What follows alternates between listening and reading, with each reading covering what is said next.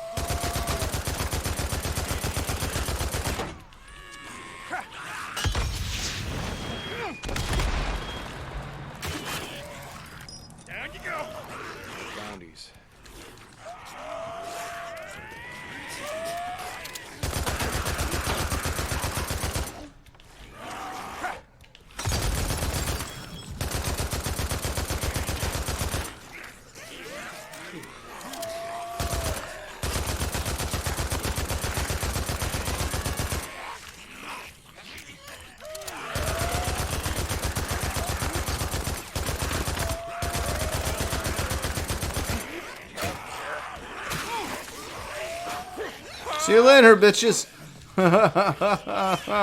Fuck y'all. Oh, shit. Oh, fuck me, I guess.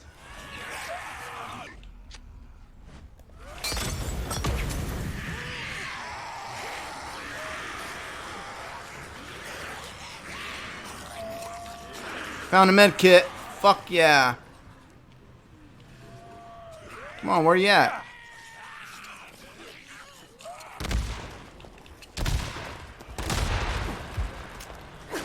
Shit. Shit.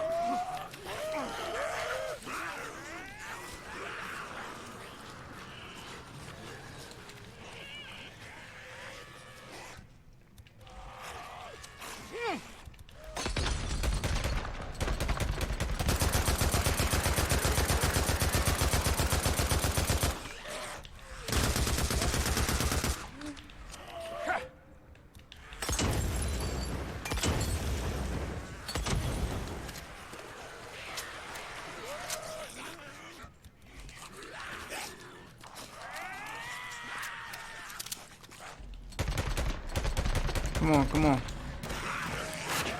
Fuck me, bro. You gotta learn the buildings and shit for this. Thank you.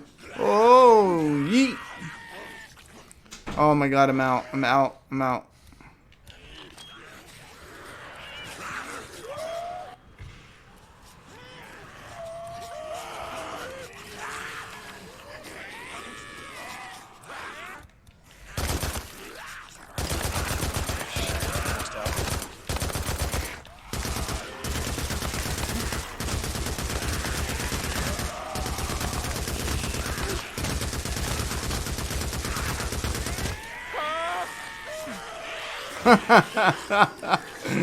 See you later, bitches.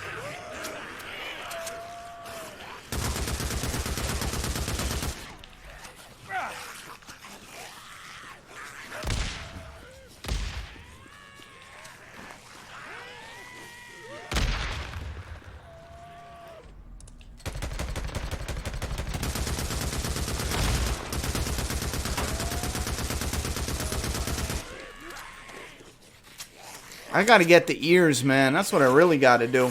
I gotta remember where the bodies are. What my ammo looking like? Fuck me, my ammo's looking ass too. I don't even use these fucking things, and I should.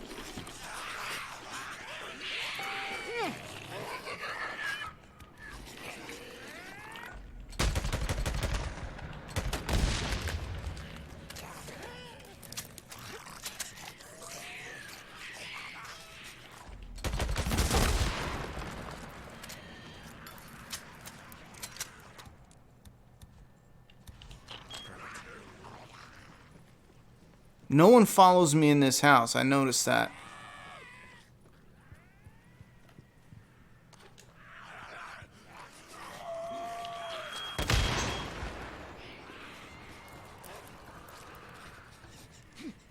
Oh, wait a minute. As you kill, you get more time? Is that what I'm seeing here?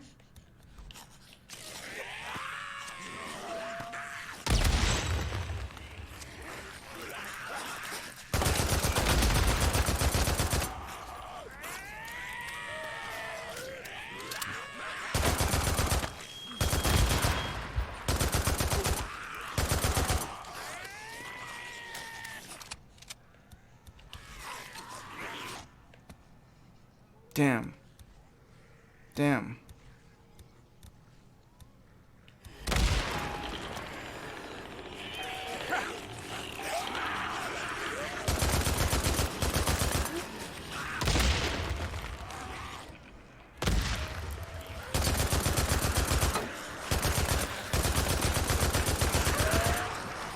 Fuck. I'm out of bullets.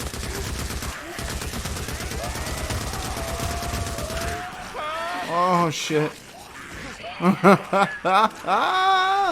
Yo, what now, bitch?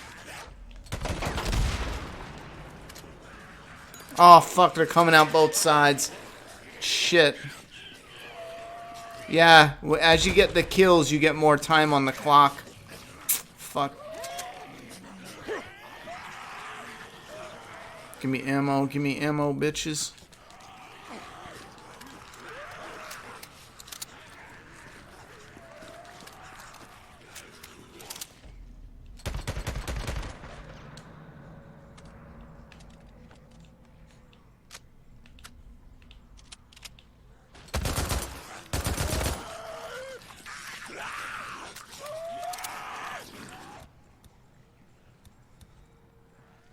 Shit. Oh, shit.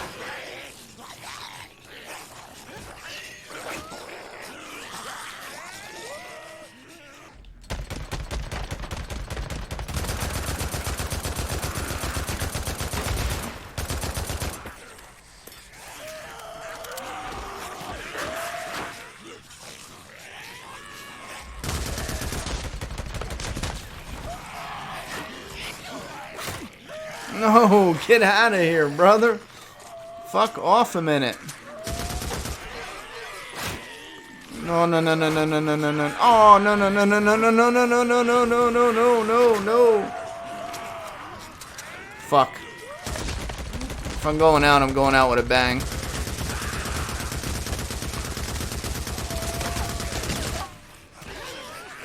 Oh my god, I made it. Oh, get off! Get off of me, bro!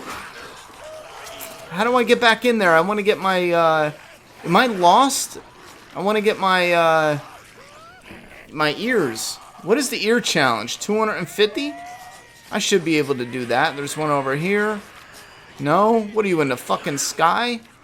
Where are you at?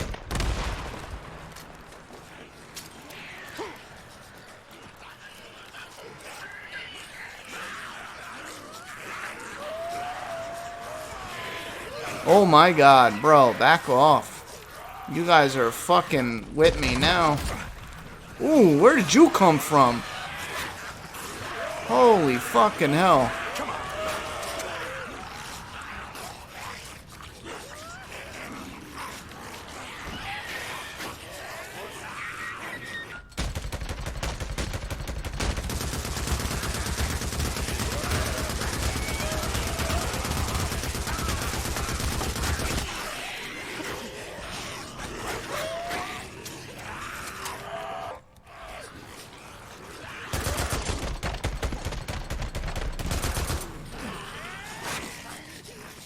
I'm not doing so hot.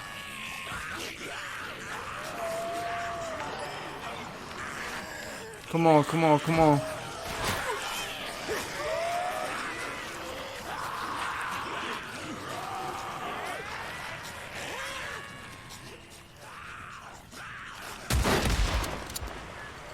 Ah, damn. I want to know what those blinking things are.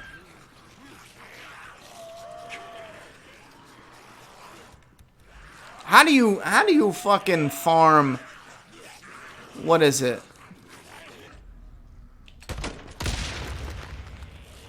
Oh my god, there's more. Oh, you're fucking with me now, game. You are fucking with me now.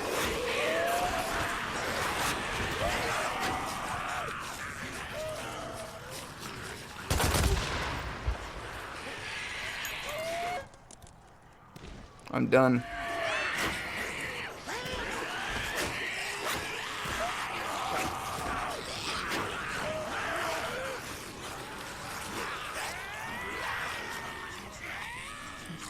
Bro, it's actually tricky to pick up these fucking ears.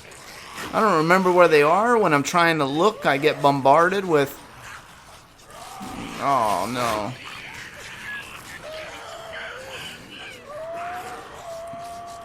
Why is it like I'm limping?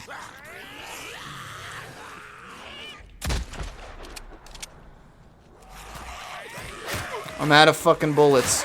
I'm out of bullets. Fuck me. Or at least I think. I was trying to pull the trigger. Nothing happened. Oh my god. 207. I think I gotta look. I think it's 250. Damn. What I'm gonna do is I'm gonna hit him up run in a circle, and then pick up in that straight line. Hit them up again, run in a circle, and pick up in that straight line.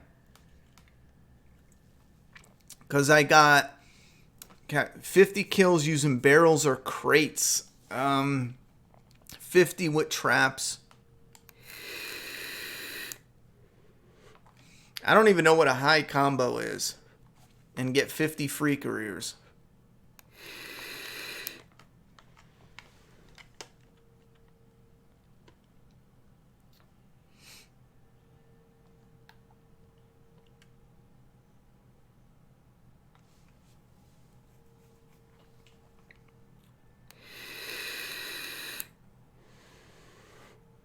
Oh, I did get the barrel, and I got the traps. I need 100 kills with high combo. I don't know what that means. And I need to get the freaker ears.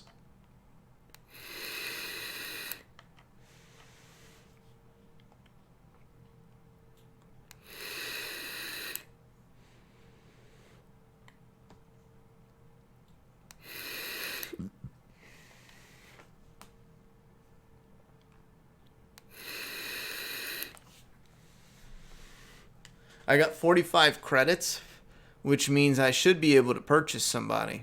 I can buy either Ricky or Boozer. Fuck yeah, I'm buying Boozer. Hell yeah. Yo, alright, I'm Boozer now, right? Is that how that works? Wait, how do I pick Deacon? You fucking with me now? Oh, you unequipped him. Sorry, Ben. Just put Deacon as a default. That's confusing.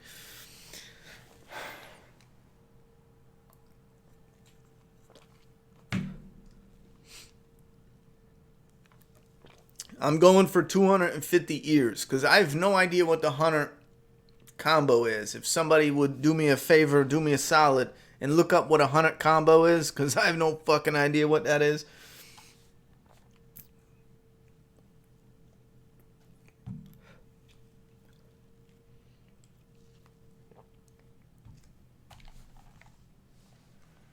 Oh my god, I'm fucking Boozer. Have you used Chicago Chopper? That gun is pretty damn good. Yeah, that gun tears. Ryan G, thanks for the dono, homie.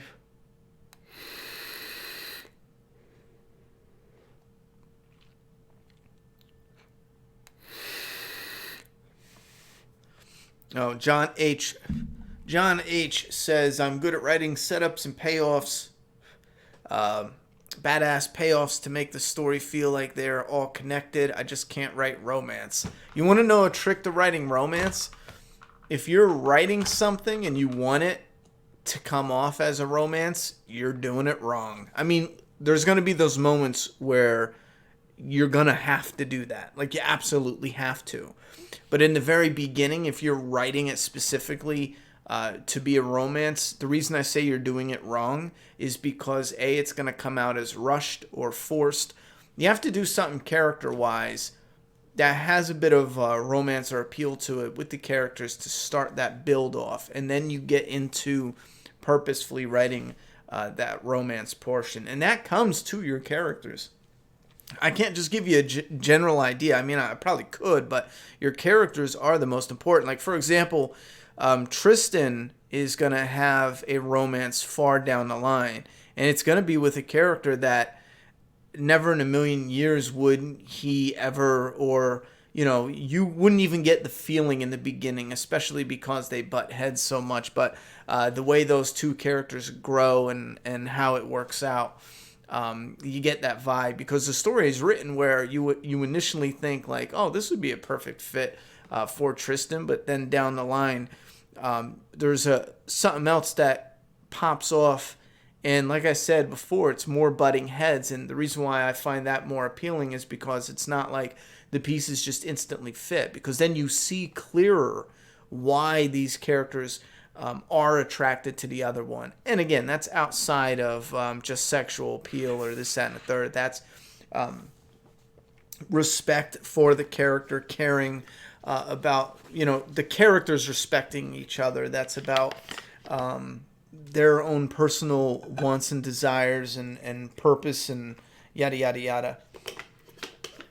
And it doesn't have to be the normal romance shit that you're thinking of. And again, this is real tricky because I'm talking about an apocalyptic world. You could be talking about, you know, something else.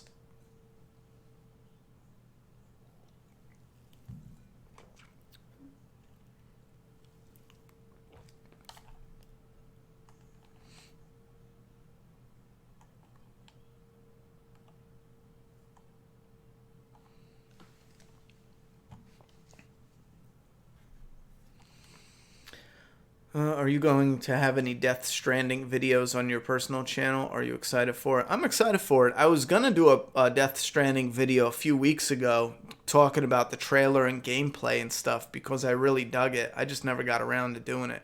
If I wasn't dealing with the move and shit, I would have done it.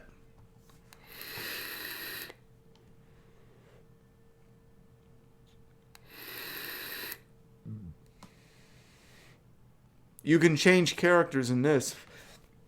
I'm pretty sure you can bring the characters over to the main game for the gameplay. I'm almost positive, but I could be wrong because that would be kind of weird if Sarah was sucking face with fucking Boozer, you know? So, for the cutscenes, I think it's Deacon all the way, but for the gameplay, you're Boozer. I'd be fine with that. That break of immersion just to get that. But I'm actually hyped to be playing as Boozer. This is fucking cool. It's a good idea for them to do. Alright, let's do this. Proximity bomb. And then we'll do distracting attractor.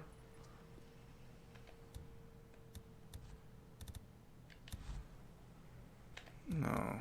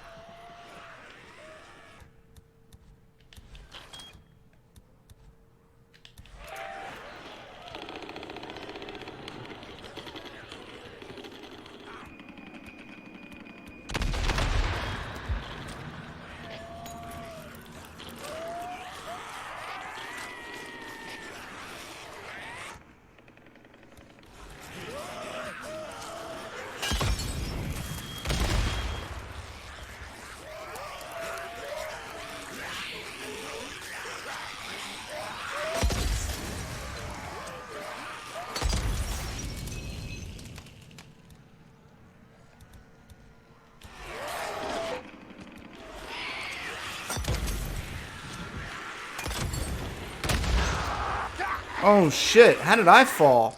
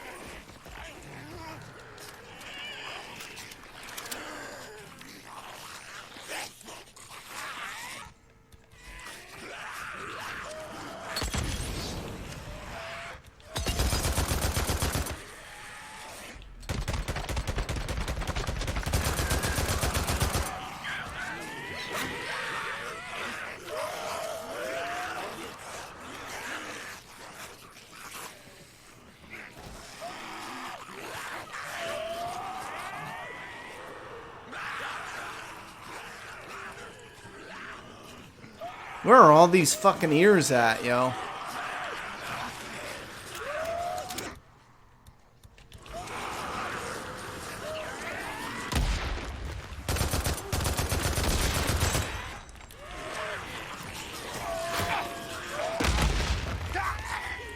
Oh, if I didn't roll, if I just hopped off the side. Fuck me, bro.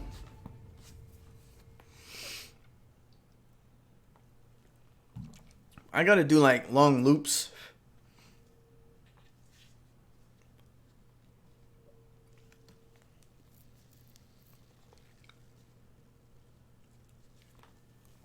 Well, Johnny Raincloud says, "Hey Ronnie, why do good writers excel at one show and fail miserably at other shows? For example, Dave Erickson at Sons of Anarchy and Glenn Mazzara at The Shield. One clear reason why that is: there's no one to put them in check. Dave Erickson was the showrunner, had the final say. Now, maybe he wasn't a good fit. Maybe he just isn't a good writer. I don't know. But when it comes to Sons of Anarchy, Kurt Sutter had the final say. So when they sat down to go over the what was going to pop off, Kurt Sutter was like, yeah, this is going to pop off, how it's going to go. And Dave Erickson had to basically, put it in between those lines. He had to stay in the lane, basically. If he got out of the lane, Kurt Sutter probably reeled it back in. Same thing when it comes to Glenn Mazzara. When he was the showrunner and calling the shots, no one was putting him in check. I don't know how we hear stories of AMC being mad that he did what he did. Weren't you visiting the set or looking at the scripts? I mean, if they're filming, send me a script. I'll take a peek at it. Once I see you done something that I'm mad at, I'm going to fucking lay down the band hammer on that shit. And when it comes to the death, they were so mad at how he killed off Andrea, they had Scott Gimple go in and rewrite her a new death. Why just rewrite her out of the death? Shit like that I don't understand. But anyway, Glenn Mazzara had, what's his name?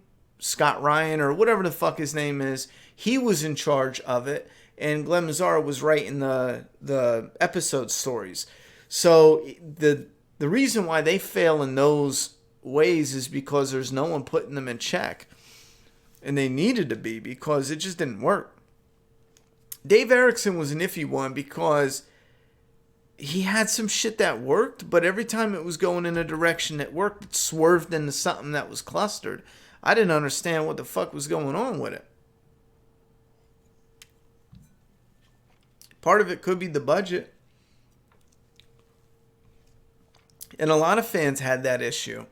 We wanted to see something that was the downfall of society. Right when we got to that point, they time skip past it. And all the fans were like, wait, what?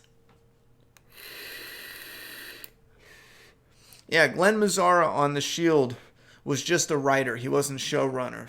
And Dave Erickson on Sons of Anarchy was just a writer for the episodes. He wasn't the showrunner. He wasn't the creator. On Fear the Walking Dead, he was the creator and showrunner.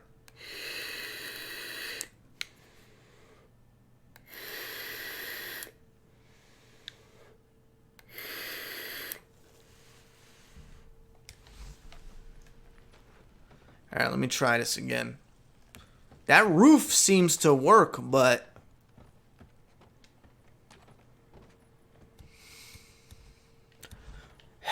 maybe not good enough. Shit. Oh, wait. What the fuck?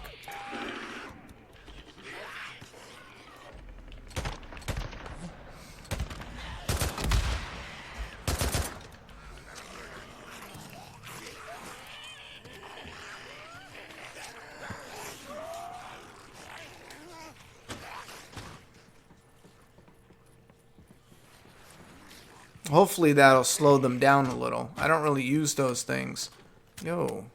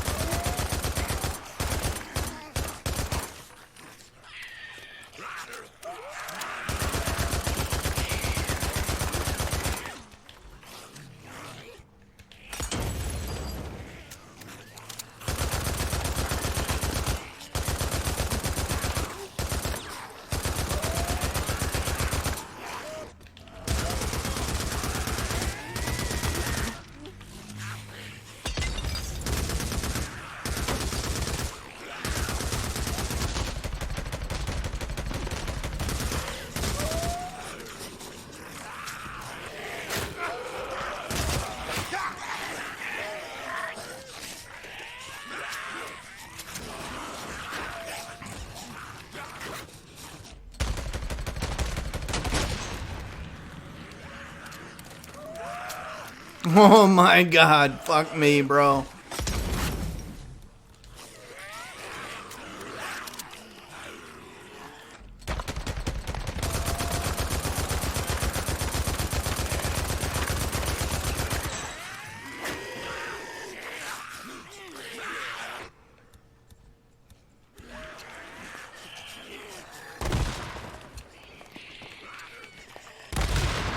Whoa, I didn't know I was that close.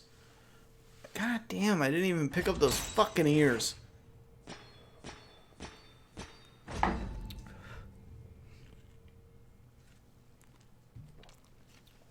Fuck, man. Do I have a favorite writer? No, not at this time. I used to. Every time I hone in on a writer, they do some shit I just don't understand. And then I'm like, no. I'm going to look for a writer who's almost retired and then cover their whole career and be like, okay, you know what? I get what he was going for, because, you know, people will change on you. Like, Ryan Johnson was someone who, when I first saw Looper, I was like, oh, fuck, I understand its flaws, but I dig it. I really enjoyed it, you know? But ever since Star Wars, not just, you know, not just Star Wars itself, but listening to his interview. Oh my god. His interviews and how he talks about it. It leaves me fucking baffled. Like, that's the fucking guy? For real?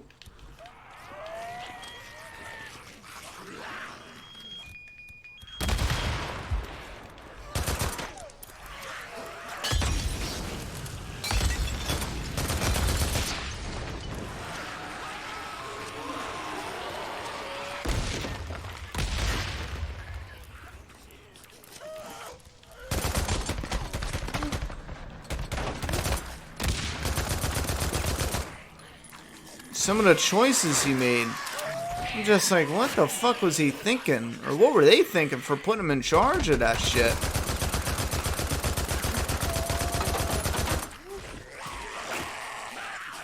Ah, fuck me.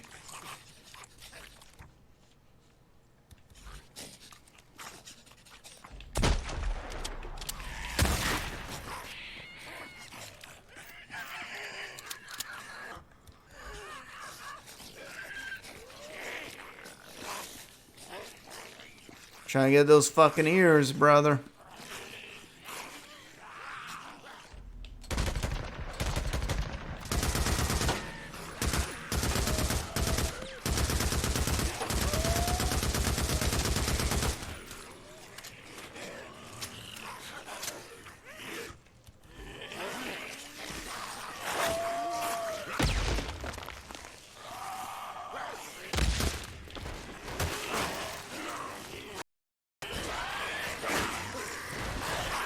Oh, I almost fucked it up. I almost fucked it up big time. Why do I keep doing that? I keep picking the wrong one.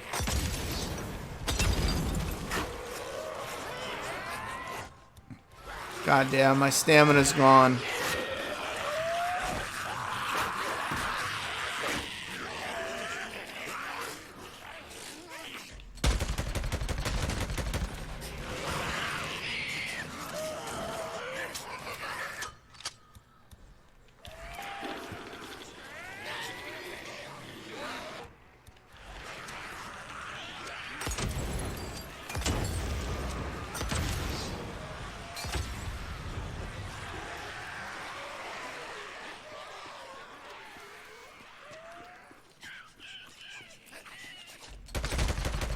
Fuck me, where are they all coming from, yo? Trying to get the ears.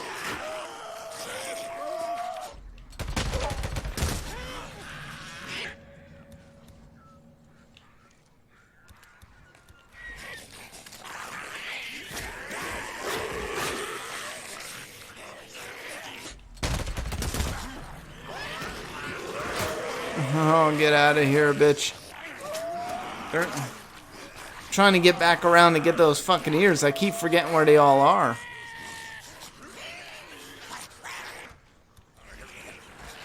Here we go. Ha ha ha. Aw, fuck me. I thought I would clear it in time. Son of a bitch.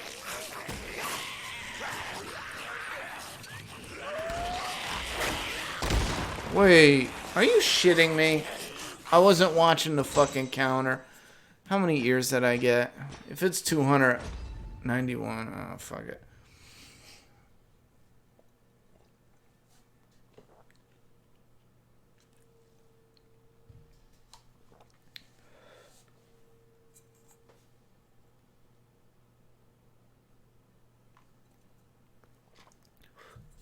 I don't know if I'm doing so well on that. I keep fucking up the one thing I'm trying to do. I hit the wrong button.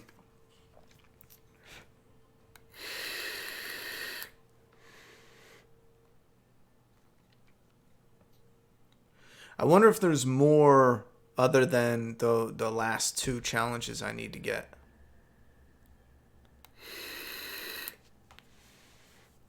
My rep level is only 1. So how do I get credits? Ranked.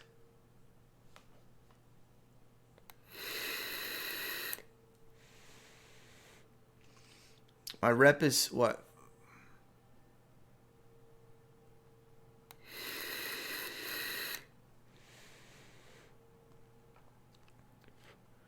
Ranked. Get 100 kills with a high combo. Again, I don't know what the fuck that is. It would be nice if they gave a little description. I know what an earful is.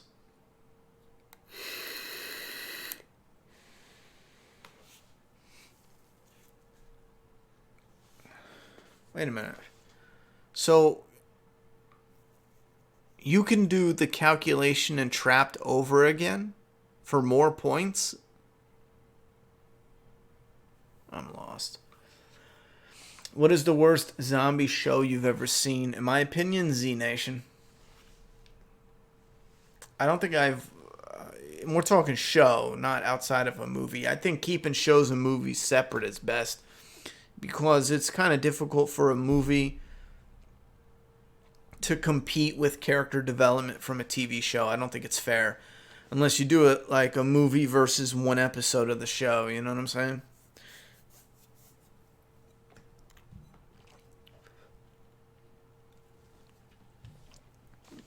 Show-wise, Z Nation. It's just not my cup of tea.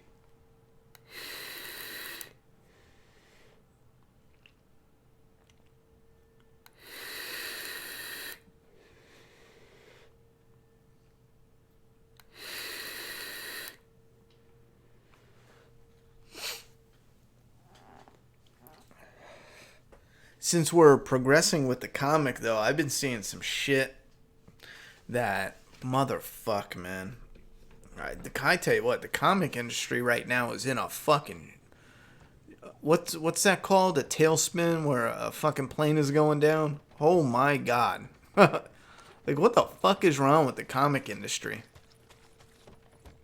There's so much stupid and ridiculous shit going on.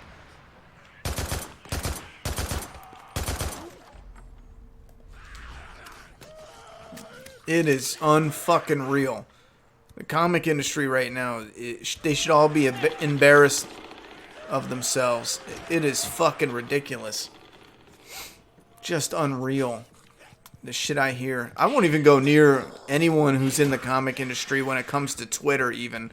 It is so fucking absurd.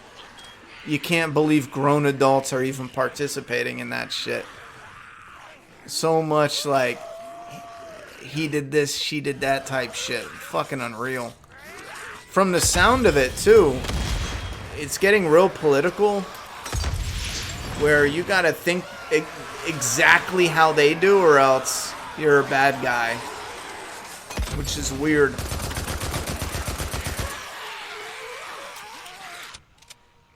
Because we can all have difference of opinions. It doesn't make people good or bad.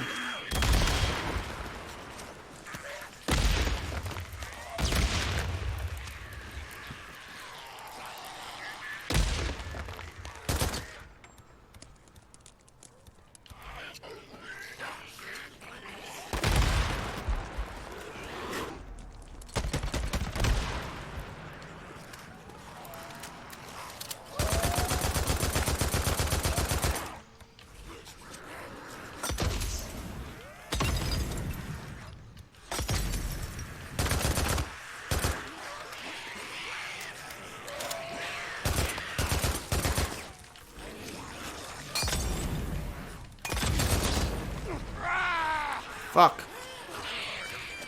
That was part of my plan, but not yet.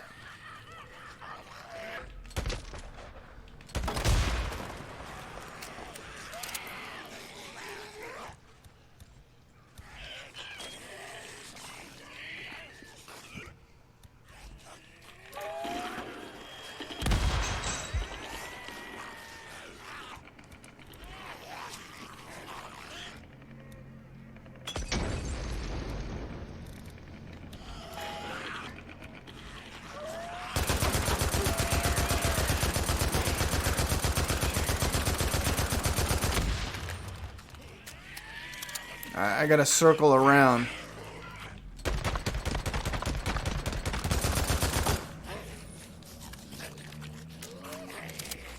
I hope.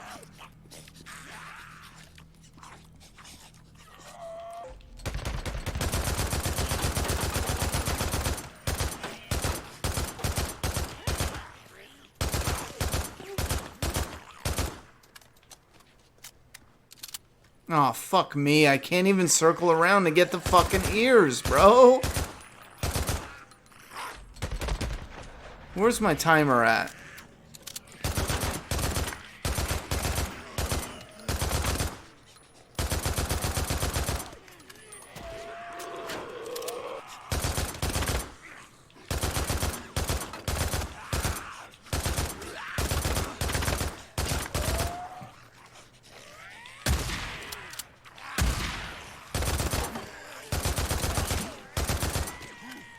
God damn it.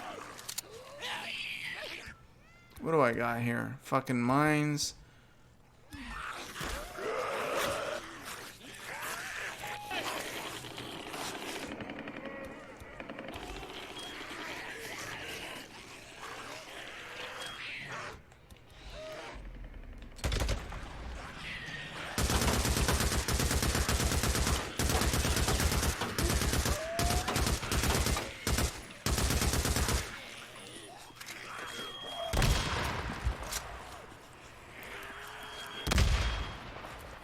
Oh my god, they're still fucking here. Bro. Oh my, how do I get over there then?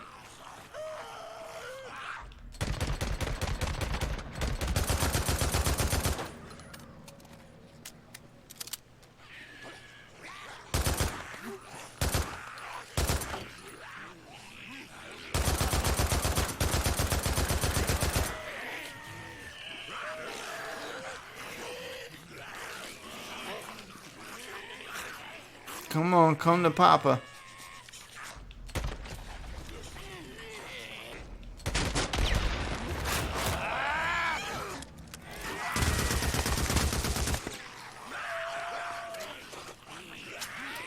I'm gonna lose, man. How do I get over there?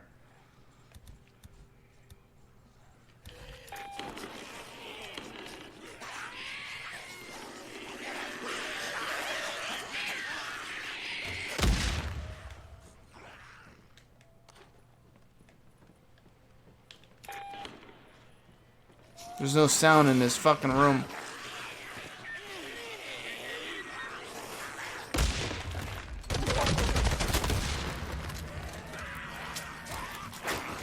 Whoa, ho, ho, ho, ho. Fuck me.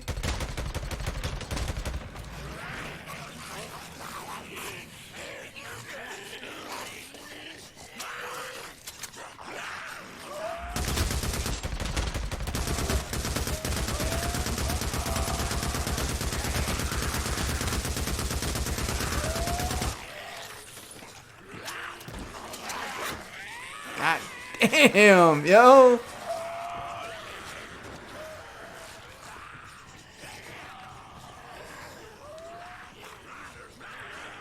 Give me a way out. Give me a way out, you fucking bitch.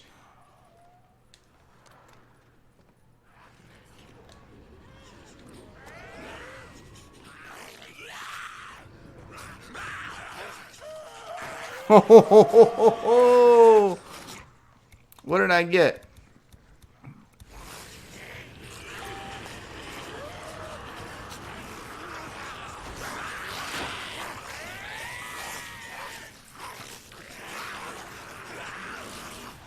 Fuck me. Aw, I gotta keep an eye on that goddamn time, yo.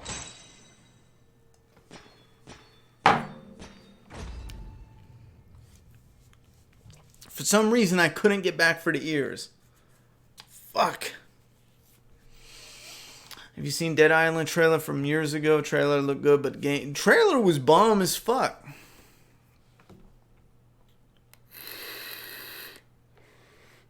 Do I think Fear the Walking Dead Season 3 gets overpraised? Abso-fucking-lutely. More than 3, is it? Yes, 3 I think gets way overpraised because, you know, I watched it, reviewed it, and put it in the back of my mind, but when I hear people talk about it now, they talk about it like it's better than anything in the world of The Walking Dead, and I'm sitting here thinking, what the fuck are y'all talking about? I mean, no offense, it's just holy motherfuck. We had somebody get a fucking spoon jammed in the side of his eye, popping his eye out, and then like 5 episodes later he was fine with a fucking bruise. Not even 5 episodes. What? You know? There was so much bullshit with season 3. There was a couple things I liked, don't get me wrong, but for a good season, Fear the Walking Dead is going to be one of those shows where I end up going back and rewatching and diving in deep and just showing. And not in like a mean or cruel way, but specifically showing people, listen, this is why I didn't like it, because these scenes didn't make sense. This didn't go anywhere. What the fuck was the purpose of building? And it now keep in mind, it matches perfectly what happens behind the scenes. We already knew that the showrunner wanted to kill a certain amount of people and then leave a certain amount of people open for the new showrunners to take over, and they can pick and choose who's going to stay and who's going to go. That has nothing to do with organically how the story progresses.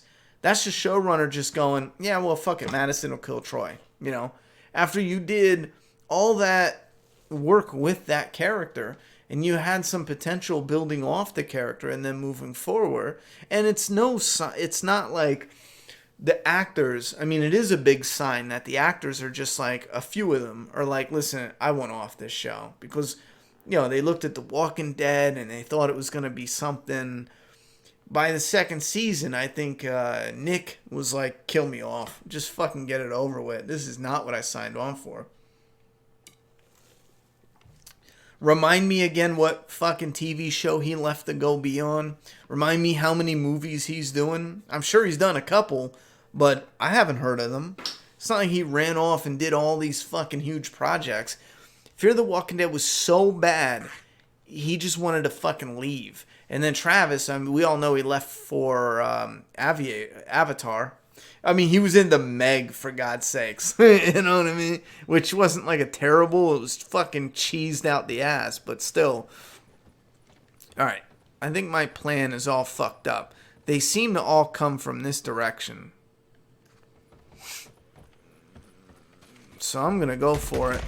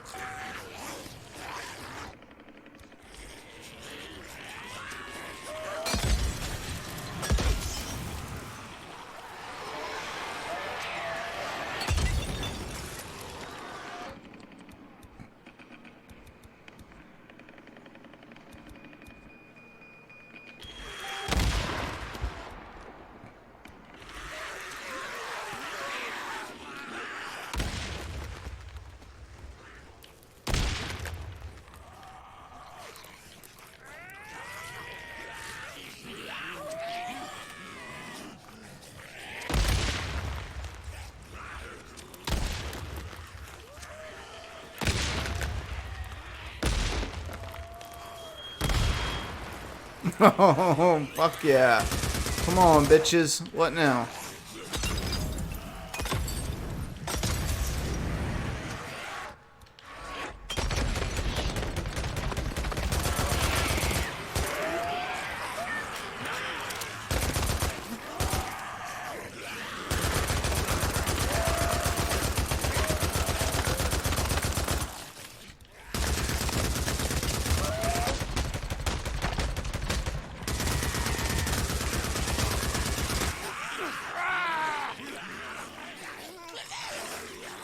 Damn. How many? 37? 57? Fuck. I wanted to get more than that.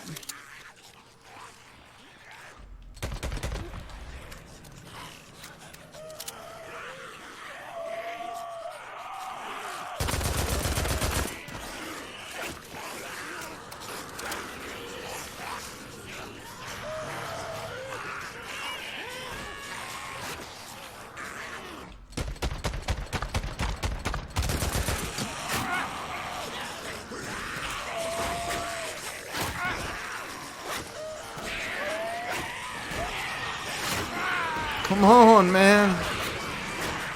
Go.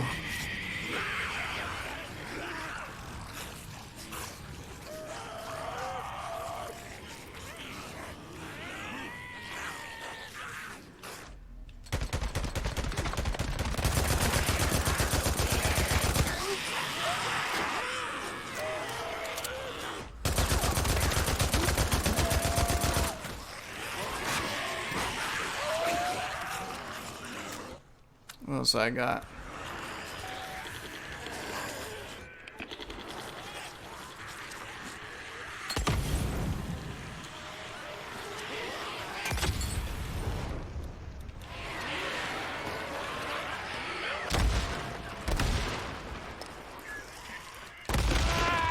Wait a minute. Hold the fuck on. There's no fucking way. There's no fucking...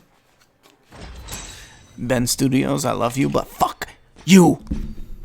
There's no fucking way. I threw that in an alleyway. Turned the corner. God damn. How hard is it to get 200 fucking ears? And again, I don't even know what the motherfucking 100 combo shit is, so I don't even know what to do there. Top 50 horror movie countdown live stream for when October arrives. Any chance of doing live stream commentaries on movies? Call it Matt Movie Night. Well, here's the thing is, I have no problem testing that out. I have actually thought about that for about 2 years now, and I think that would be kind of fun. And again, for those who don't know what Joe Cool is talking about, essentially, and this is the only way we can do it, or else we'll get copyright claims and taken down. It's not about making money, but I would let you guys know I'm starting the movie now, blah, blah, blah. It's Blu-ray, it's this feature. So you would, at home, hit play the same time, and then I would be doing a commentary during the actual movie. So it would just be like a commentary track, except for instead of the director, it would be a fan commentary track. It's been done before.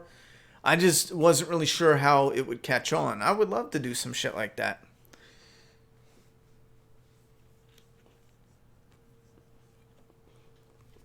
Where they would go on the channel, I'm not really sure. We have a map branded account, and I was thinking of moving over the live streams onto that, like air them on here and then the personal channel, and then move them over to the map branded, and then those would likely go over as well. So depending on how those do, maybe we will.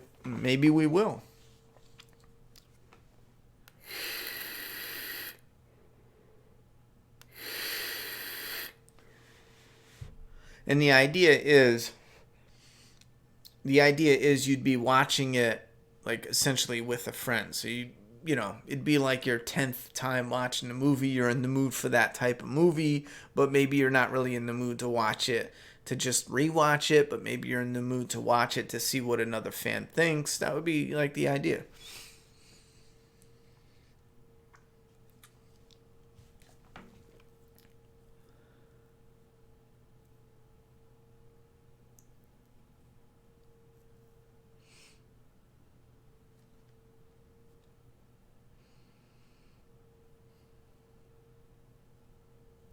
Oh, see, Joe Cool, you're talking about doing it live.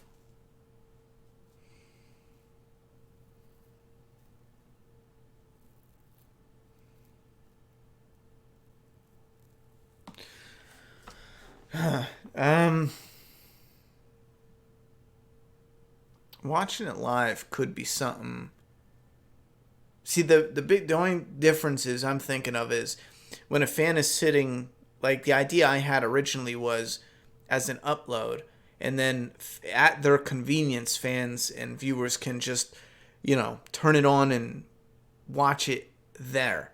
But once you incorporate the live stream, it's no longer it's no longer a fan commentary. It's now reading the comments and then talking over the da-da-da, which could work.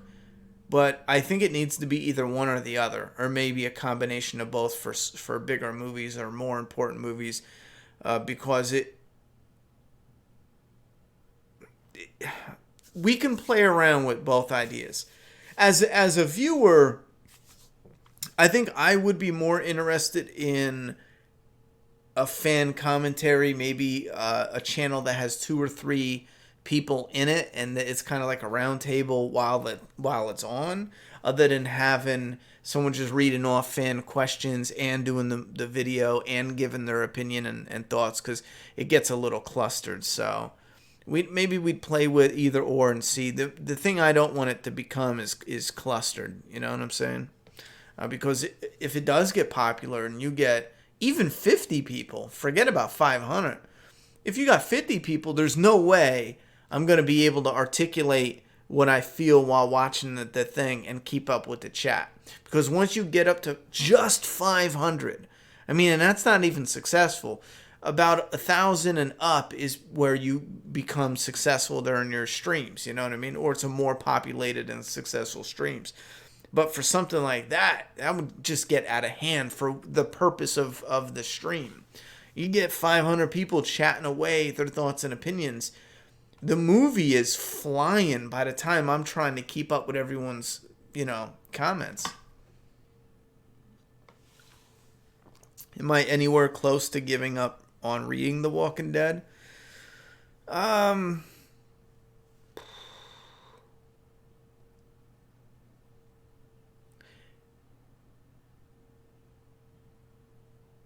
I don't know if I'm at the stage where I'm ready to give up reading it, but it definitely took a hit. I tell you, I used to get 2 copies of every issue. I'll tell you right now, that went right down to 1. You know what I mean? Just give me my 1. And I initially had an idea of doing a complete collection that included, and that was like a lifetime. When I'm old and retired, I'll pick up some back issues even. Like a long-term goal. But I'll tell you right now, I honestly don't even care about the complete collection anymore. And that almost hit with Rick's death. And again, it's not because the character died. I expected him to die. We know it's coming because the franchise became bigger than the sole character. And that happened years ago. We all knew it. Or a lot of us knew it. But it's how it died is equivalent to Game of Thrones, to where I bought the previous seasons and I have HBO. I could just turn on HBO and watch the seasons, but I bought them because I wanted to watch them on the big TV without any pixelation, because if you watch things digitally, sometimes you get these pixelations that fuck it up. I wanted to watch yada yada yada. I wanted the commentaries behind the scenes. Season 8 was so bad, I have no interest to rewatch what came before it, because when you try to, some of it don't make any fucking sense. What is the big deal with Jon Snow? It doesn't fucking matter. It actually doesn't matter. They literally ruined the whole series, which is mind-blowing, because I thought even if the last season was shit, I still enjoyed the previous seasons. But the previous seasons built up so heavily on Jon Snow being important for mainly the Ice King, it felt like. You know what I'm saying? And it doesn't fucking matter. He didn't do anything. And not only did he not do anything, but he hid behind a dragon that blew his blue balls breath at a brick wall that was already a broken down, destroyed brick wall. And this is the same fucking dragon breath that shredded Winterfell and shredded the magical wall to the north. How fucking terrible are you at writing where you're like, oh yeah, we got this dragon that takes down a magical fucking ice wall that is the tallest thing in anywhere around in the history of Game of Thrones? Probably. I would imagine. It's fucking huge. They need a elevator just to go up to the top of the wall. The fucking dragon destroys it. And I remember when that scene happened, I remember reviewing that episode and going, you know what? The dragon should have been blown at the wall and then did a second pass. It shouldn't have been instantly crumbled. That's overpowered. And then the dragon hit Winterfell and it fucking blew through the towers and shit. Like, here's bricks. The dragon hits it with its fucking blue balls ice breath and it fucking destroys Winterfell, right? Just fucking destroys it. And then at the end, Jon Snow hides behind 2 bricks and the dragon breath is somehow shielded magically behind these 2 fucking bricks. What the fuck are you talking about? Who the fuck okayed this? This is Alzheimer's level of fucking madness. This is legit. Get anyone around on the set and test them for Alzheimer's, because I think it's kicking in. This is fucking madness. This is beyond embarrassment. This is beyond shameful. This is, you got a mental condition that is fucking you up in life because you forgot something that is so painfully obvious. It hurts my brain trying to figure out what you were thinking. Idiots. And that's just one example of like 10. You know what I mean? Like 10 big ones that are fucking huge.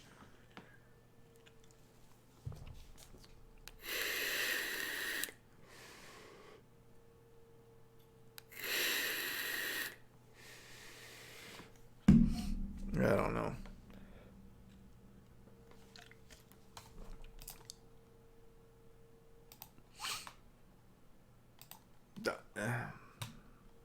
Yeah, the Ice King just wasn't shit.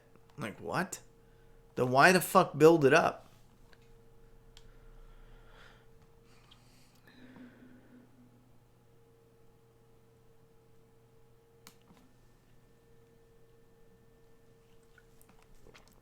Nah, Johnny. Johnny said when The Walking Dead said it was toning down the gore, it really said that the show was no longer about telling a great story, but ratings. Was that when you first changed? No, not at all. The moment I knew The Walking Dead was never going to be the same was the Negan cliffhanger. It was so a fuck you moment to the fans. And not only that, but a fuck off moment for the story, that you would have to be blinded by your own ego and ignorance or arrogance. No, ignorance. Let's go with ignorance to even comprehend that you are objectively fucking wrong. Anyone who supports the Negan cliffhanger, and this isn't like a good versus evil, this is just factual right versus wrong. Anyone who supports that, I never want to support or follow anything you do when it comes to writing and storytelling, because objectively it goes against every fucking fiber of what you're doing in storytelling. Storytelling is about emotion. Emotion number one, because what follows emotion? Enjoyment. And these are the simple building blocks to storytelling. And this is like when you take everything away and go straight to the root. Emotion has everything to do with storytelling, because that's what keeps us reeled in. That's what keeps us immersed. It's the emotion and that connection. Now, you're taking this emotional moment, a once in a fucking lifetime emotional moment. You are bringing the audience with you for an unforgettable fucking experience. And then, without warning, without any setup, without any brace for what's to come, instead of giving the climax, instead of giving the release, the conclusion of that, you simply just say, nope, you're going to wait months. And we're going to pick it up again, rebuild to that emotional moment, which can never be done. It can never be. I don't give a fuck who you are. It can never be done. We're going to rebuild to that emotional moment, that almost once in a lifetime, epic, historic TV moment. We're just going to fucking flippantly, randomly build to that. And I tell you what, that following episode is one of my favorite episodes in the history of The Walking Dead. Season 7, episode 1 is one of my all-time favorites. But my opinion still stands because that emotional investment that I had at the end of season 6, as Negan was picking who was going to get it, they didn't even come close. They didn't even come anywhere close to where they had me emotionally the first time they brought me to that location, to that spot, to that moment. They didn't even have it close. And again, it's that building of momentum. And and there is competent writing going into episode 1 because they have to build to that momentum. They didn't start it off where they left off. They started it and then went back in time and they had to rebuild to that momentum. And that's how I know objectively they fucked up. Because if you did it right, you shouldn't have to go back and rebuild forward. Not the way they did it. You shouldn't have to. They were forced to. And again, we don't know if it was AMC or who the fuck made that call. We don't know who made that call and why. But whoever made that call to do that type of cliffhanger, maybe it was Scott Gimple thinking, oh, this will give the boost and this will be huge and it'll be all over. And it was. I mean, fans were fucking, Googling who did Negan kill for months. And then it got spoiled and then it got ruined and then it leaked into everything else. It was just a terrible idea.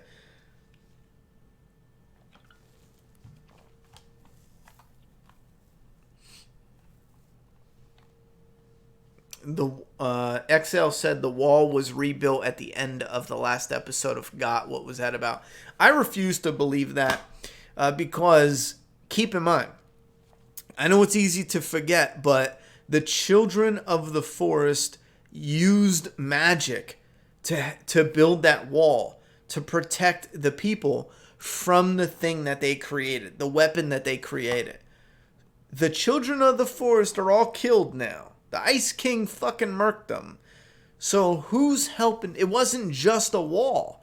There was that magic there. That's why the Ice King needed the fucking dragon or whatever it was to get through it. I don't believe it was rebuilt. I think there's a fucking hole still in one of the wings of the wall. I mean, it wouldn't make sense. Because the whatever gave them magic. The children of the forest.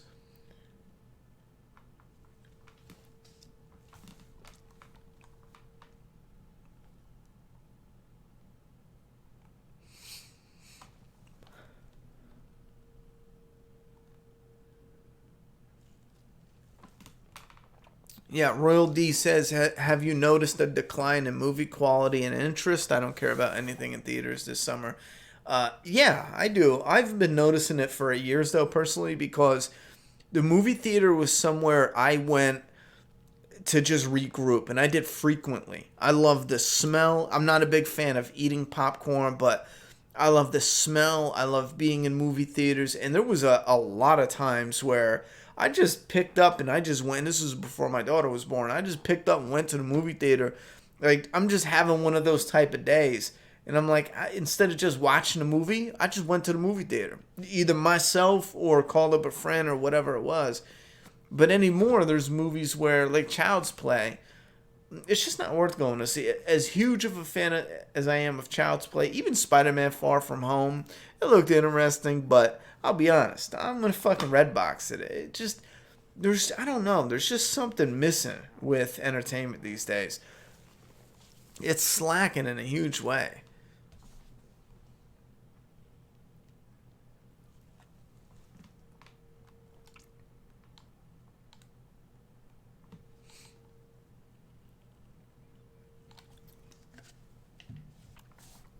I don't know what I'm doing, Joe and Cool, about. I'll tell you right now, I will not do the editing the whole movie. You know what I mean? I'm just not, because the idea of revamping the channel is to move away from shit like that. If I'm going to do a movie commentary, it's either a movie commentary or it's a fan commentary with the live chat. I'm not doing both, because now we're getting into editing stuff that's probably not, you know, it's just not going to work. You're editing out stuff that now has blank spots, or you got to re-record it, and no. It'll likely come down to either it's one or the other, or it's mainly one, and then once in a while we do the live stream. You know what I mean? Now, when it comes down to October, my whole big plan was to do, you know, I had one October video. I already have the movie, the DVD. It's a rare horror movie, but it was kind of special because it's the one movie that freaked me the absolute fuck out. You know what I mean? And it's a movie that almost no one talks about. It's an older horror movie that no one talks about, but you know, we were going to revisit it and break it down. So it was going to be a Halloween special with that. I'm not really sure if I'm going to do like this whole month of October type thing, but I would like to do a few different things. But I do know that one movie is going to be a main project for the Halloween time.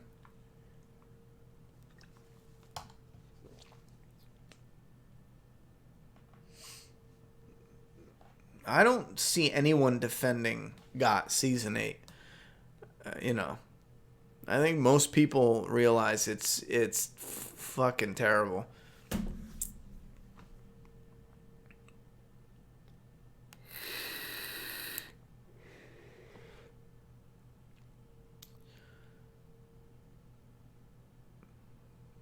I didn't even realize in Grillo. I didn't even realize I had a best score. Okay, so my total score this time is 16. My best score is 25. I'm going to try to beat that. Yeah, Johnny Raincloud. Andrew Lincoln has been filming the Rick Grimes movies, as far as I understand it. So they have started that. Will I do The Walking Dead 2 gameplay? If so, any early predictions? I'm not going to get into predictions. We've talked about it 100 times, and I don't think they're going the way I thought. But my sole predictions is simple. They have a community. Ellie's lover gets killed, and then she goes on a revenge rampage. I'm keeping it simple. But as far as gameplay, fuck yes. The Last of Us 2 is a moment for me. I will shut down the whole channel and, you know, focus on The Last of Us 2. You know, again, because that's something that me personally, I have a lot of passion towards. So it's not going to be about doing what sells. It's simply just like I did with Days Gone. You know, Days Gone didn't bring in the bucks. It didn't bring in the views, but I fucking love the game. So I did it on this channel. And then when I was done, I did it on my personal channel. But yeah, The Last of Us will be something I'm definitely going to do. I'm trying to get the ears. I need 250 ears. I don't know what the combo is, but we're going to try that again right now. We got bullets here. My thing is I keep fucking up how to go around and get the other ears. Blah, blah, blah, blah. No. Get up.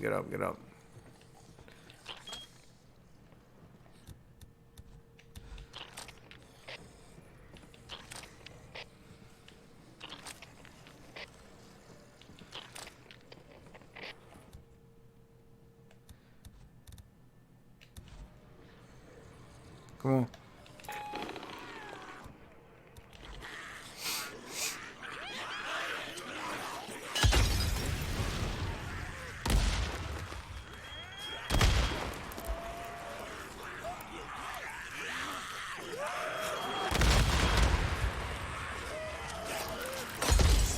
Wait, did they blow up fuck. I'm dumb.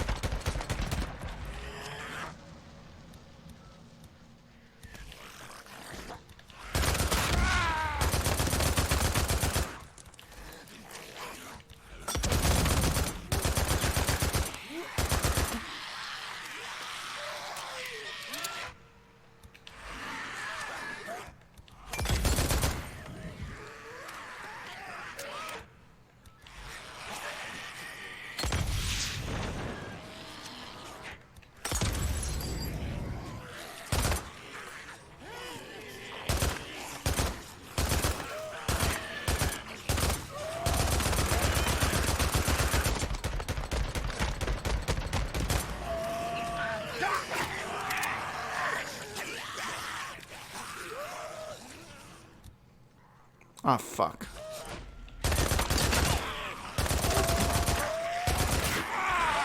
Whoa, whoa, whoa, whoa, whoa, whoa, whoa, whoa. Where'd you fuckers come from?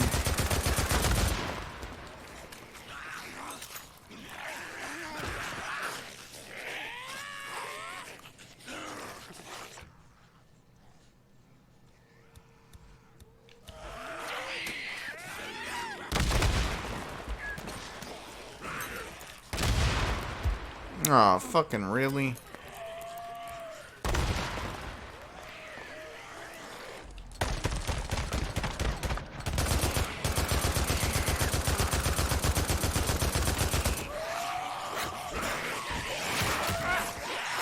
Oh, I knew it. I knew it.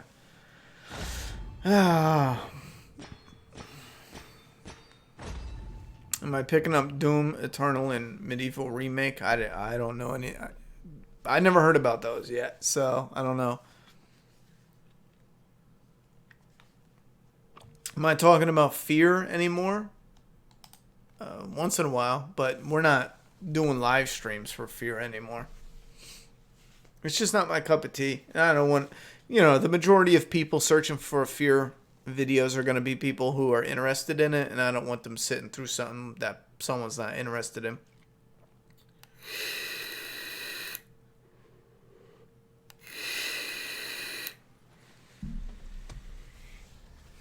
Alright, let me try to do this and get ears. I don't know how the fuck people are getting 250 ears.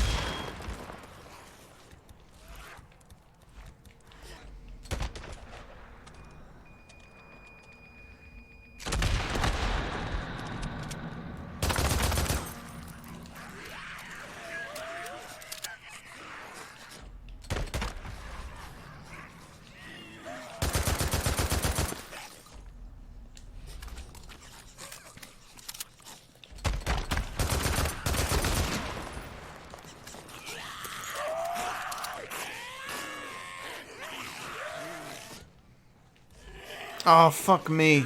There's a med kit and some shit up there.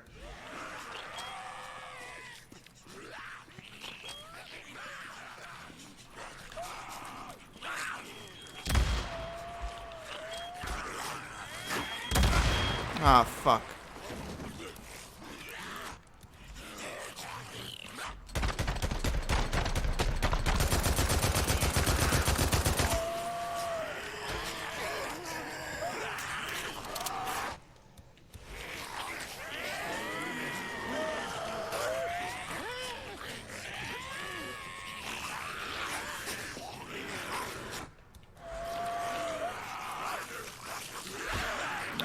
Fuck me.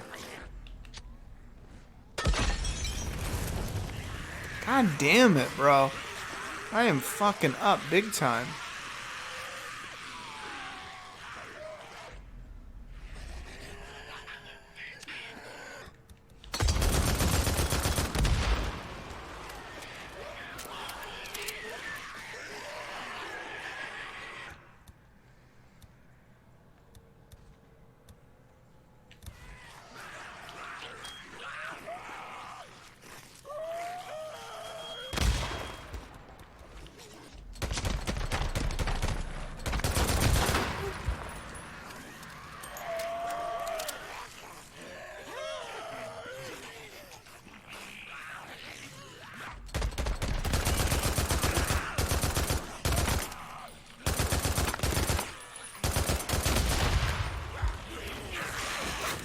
Oh my god. Oh. What?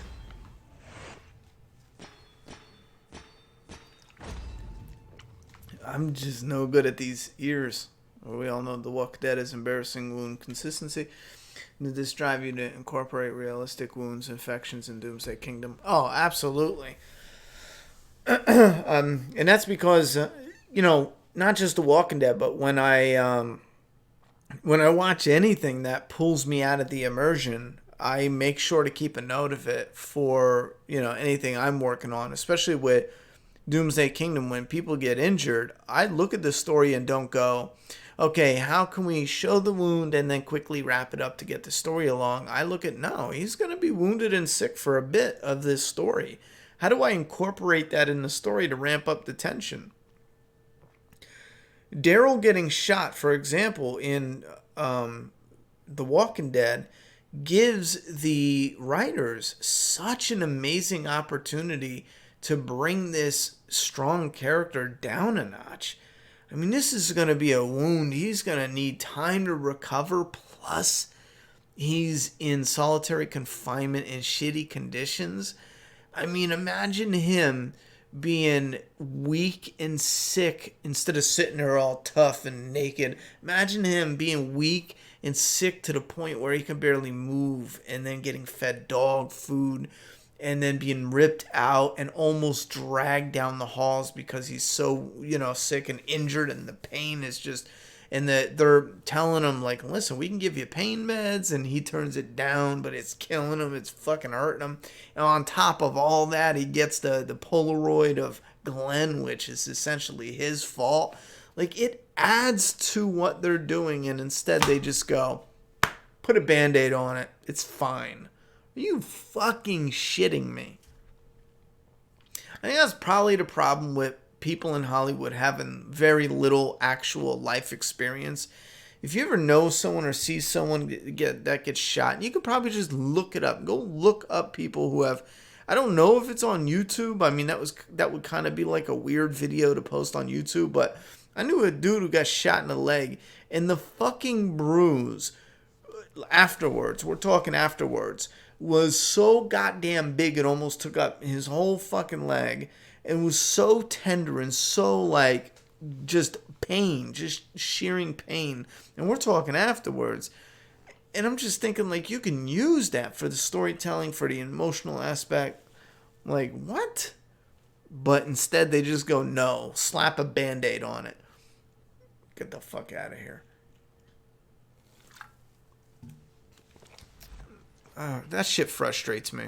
But again, you tack it on to life experience, because somebody who's never seen a gunshot before, or even a healing gunshot before, will probably just think, because they don't realize it bruises, they're probably just going to go, it's just a little hole.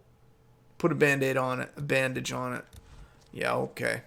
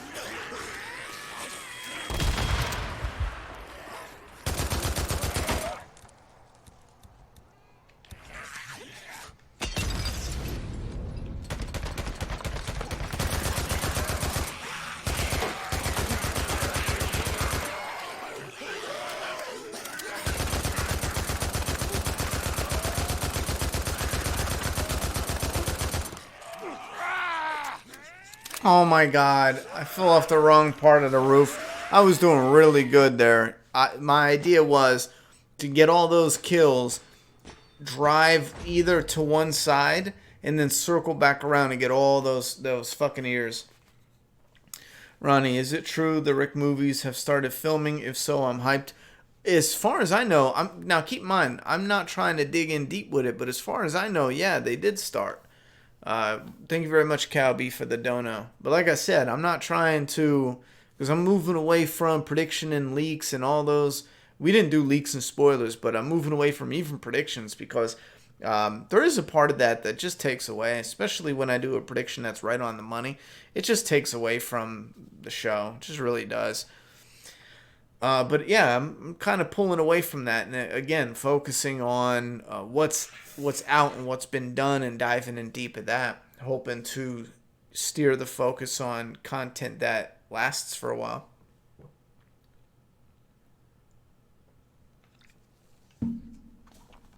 Instead of like if I did prediction videos for the Rick movies, the moment we get a Rick movie trailer, those videos are pretty much pointless.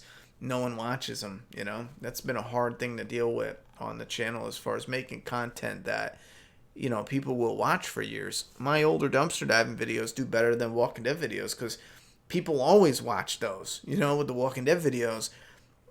Morgan in season 4 of The Walking Dead, no one gives a fuck what he's doing, you know. We already know.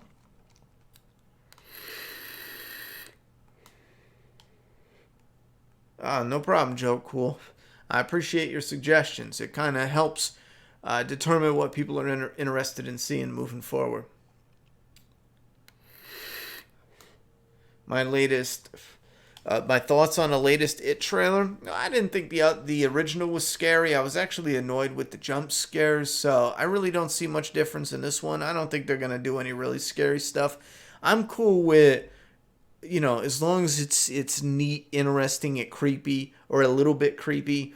I don't find it running towards the camera, shaking his head creepy or scary. It doesn't do anything but annoy me because it's just a cheap jump scare, you know? So as long as it's entertaining, you know, movie, I'm cool with whatever else they do.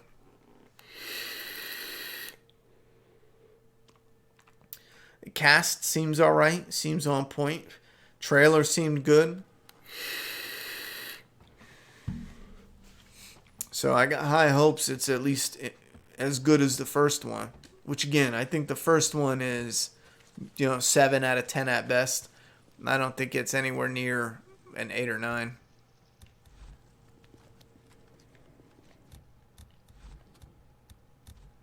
Wait a minute, I just thought of something.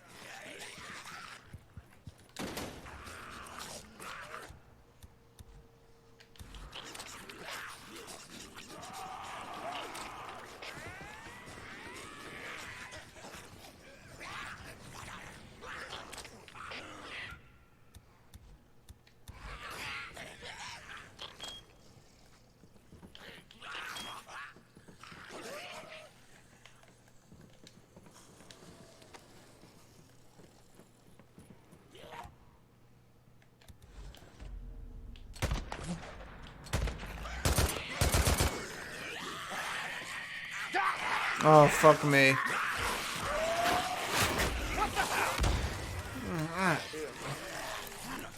I'm sorry, Ben. That's fucking stupid.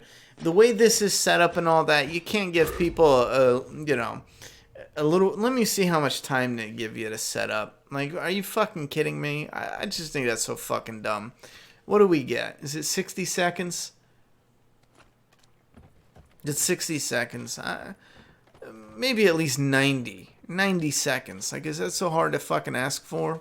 What's the point of even setting up? The fucking, that's so fucking dumb.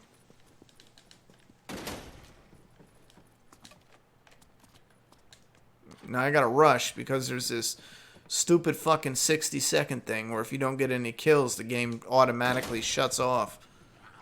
So what? It'd be nice to even fucking plan and prep where you're gonna put bombs and shit. And you even gotta trigger them. Listen, I really like this game. That's one thing they need to just get rid of. The remote bombs are fucking garbage. They're fucking absolutely useless.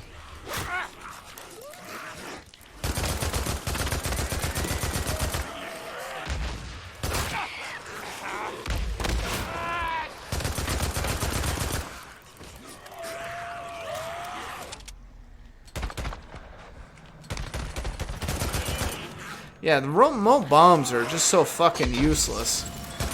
Even during the game, you never use them. You don't have time.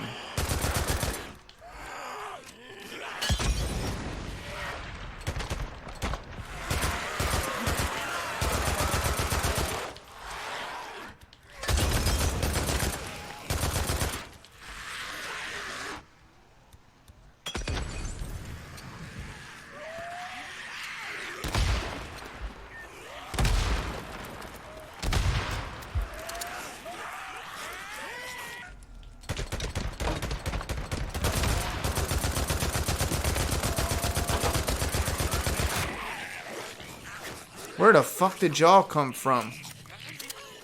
I'm gonna die.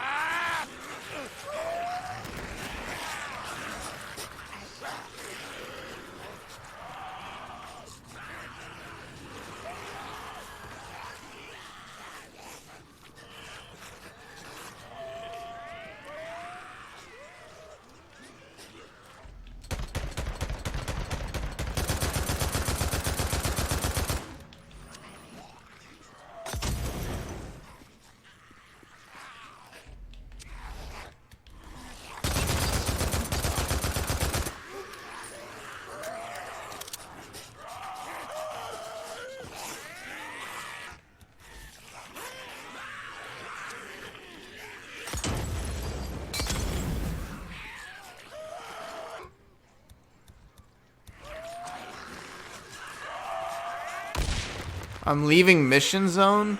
You fucking kidding me?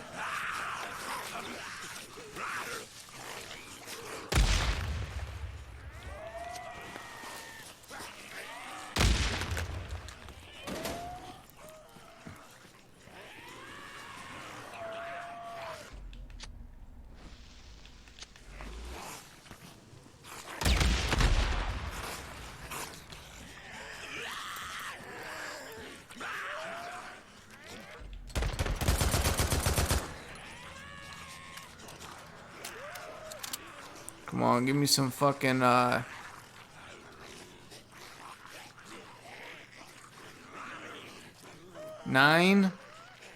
11.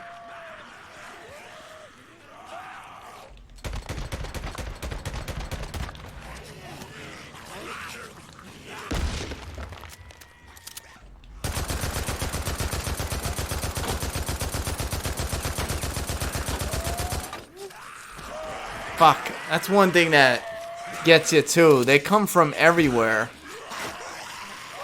It's hard not to get tripped up by them. I gotta hurry this up. God forbid I'm go for the fucking ears and they get me.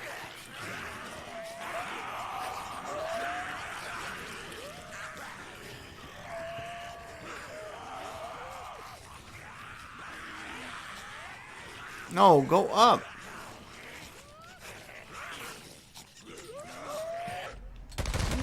Oh my god.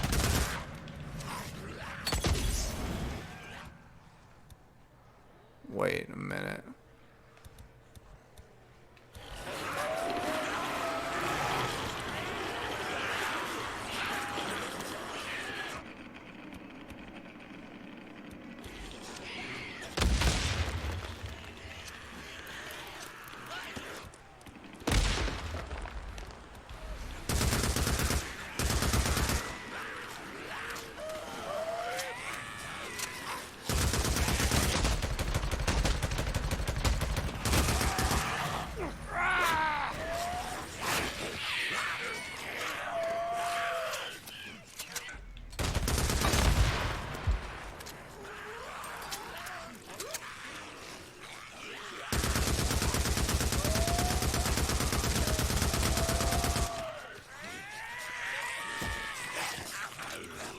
Did I pick up a med kit? Tell me I picked up a med kit. Did I? No, I didn't. Fuck me.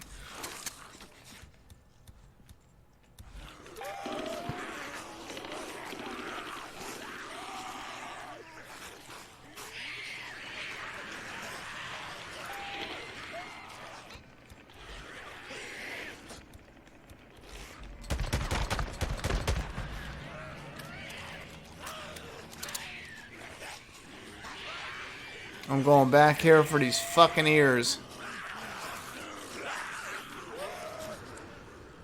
God damn, I'm fucked. I keep forgetting there's a timer.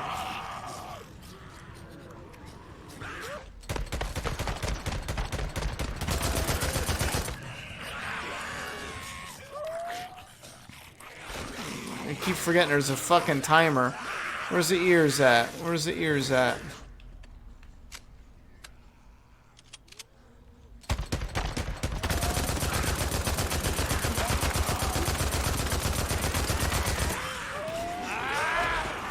Oh, fuck it. Oh. I'm not even close. Yeah, I don't know, man. I'm not even close with collecting those ears.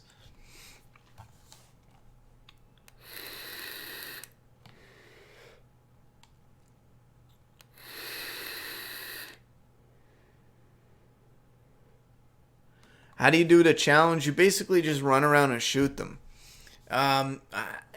Maybe I just need to play it offline and just play it and focus and see what to do, but it feels clunky as fuck. It feels like, you know, and there's certain parts of the game that feel like this as well. But if you skip them, you don't notice them, so it doesn't matter. Like the remote bombs, for example. The way the hordes move, the remote bombs are almost fucking pointless. I mean, you can set them up one or two here, but the way it works is, you know, you can set them up, but they explode in the way you set them up. So if you're not doing them in a straight line, there's almost no way to predict which one, because the zombies could run over the third bomb you set, but if it's the third one you set, you need to blow up the first two before you can blow up that one. So the remote bombs, in my opinion, I think they should take them out of the fucking game. There's no point. They should be all proximity. If they trip them, make a different one. Make ones where, I don't know, what would be something? Like you get proximity mines and then proximity bombs. Make something else where the zombies trigger them. Because having to sit here and click the thing to blow them up, by the time you're clicking it, the other fucking freakers who already ran past it, because you don't want the one or two that runs past it. You want the horde behind those. So you're either shooting them and then trying to blow them up. It's clunky and fucking stupid. And with the way this is set up, it feels like they want you to utilize the traps, but at the same time, there's no fucking time to do them. You might do a couple, but after that, it's a wrap. Like once the horde is chasing you, you're not putting down a remote bomb. You don't even have time to put down a proximity. And again, unless you put it down, run around the building, and then on your second trip, you blow that one bomb up. But then on the flip side, they have a timer. So if you don't do it within, 15 seconds, it doesn't matter because the game will end anyway. So I feel like remote bombs probably should be the one thing they need to just take out of the fucking game. There's almost no point in them. And even if you do have a point in them, it's so rare.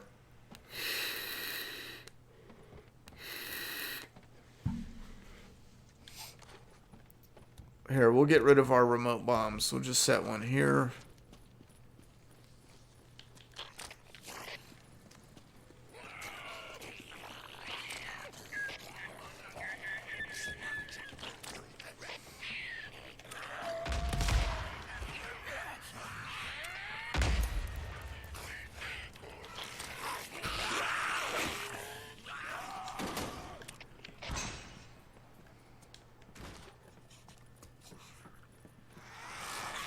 I don't even think they come. Oh my god, that guy just came in through the fucking window.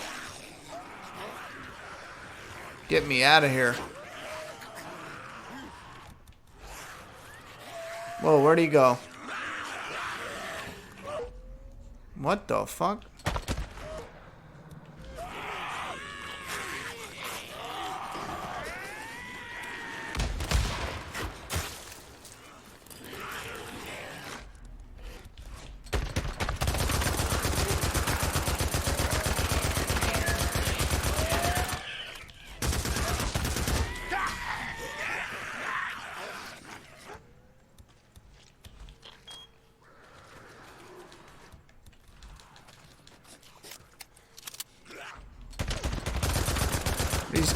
These guys late to the party?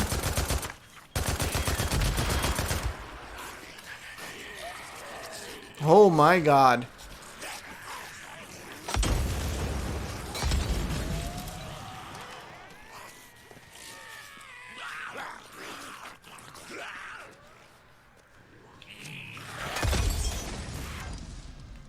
Fuck me.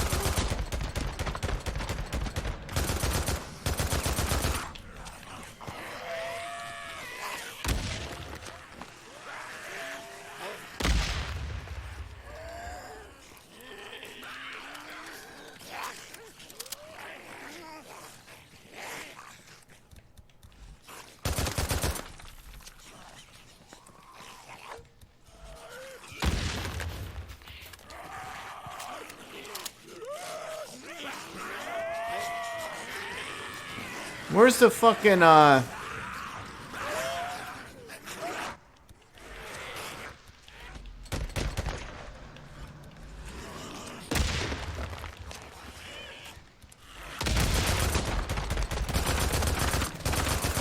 do you know how many...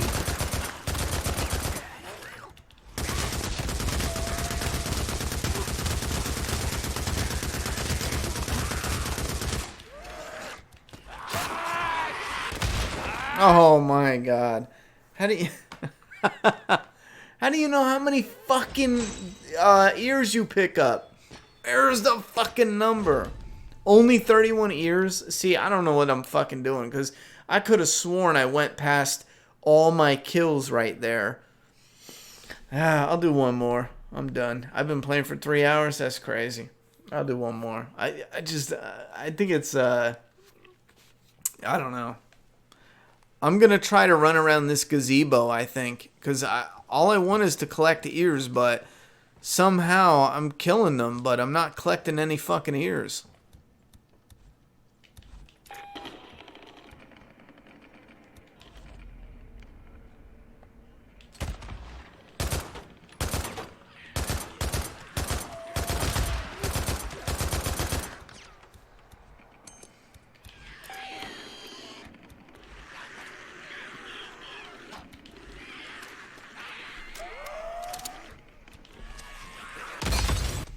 Oh, my microphone cord is getting in between them.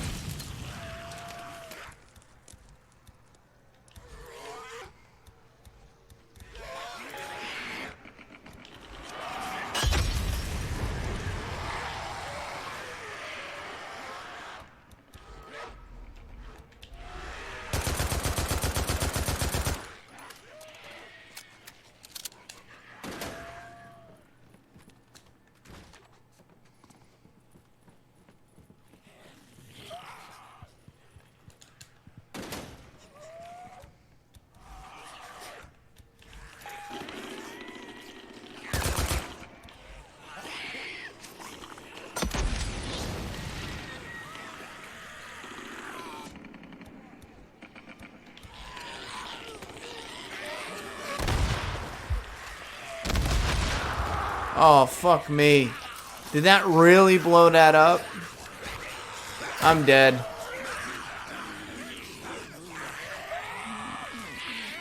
Wait. If I'm on the ladder, they can't get me, can they? Maybe they can't. That'd be really funny. Yeah, fuck it. No ears. Alright, one more time. I didn't know that would blow up what I was next to.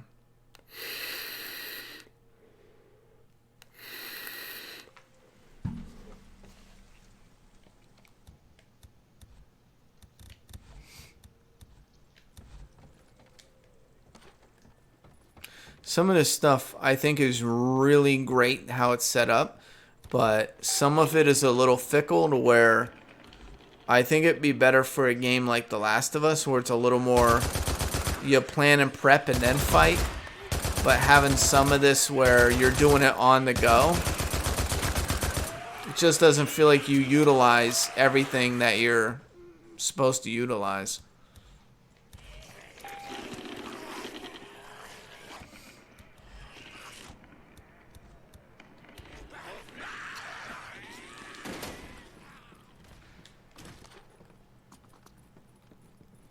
How did fire get in the building?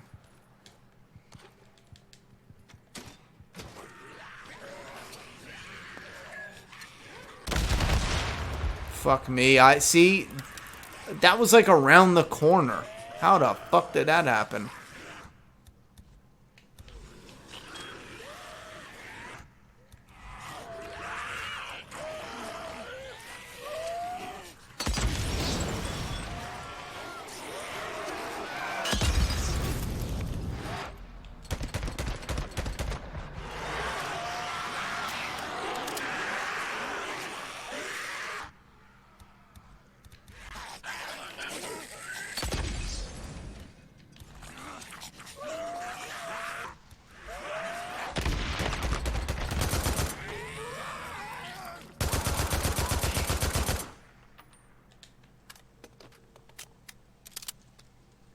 Wait, what?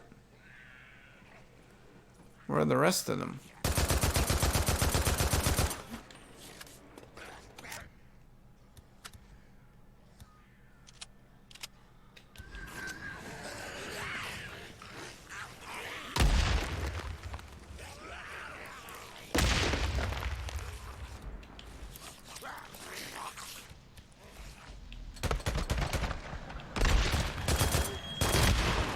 Fuck me. How did that get set off?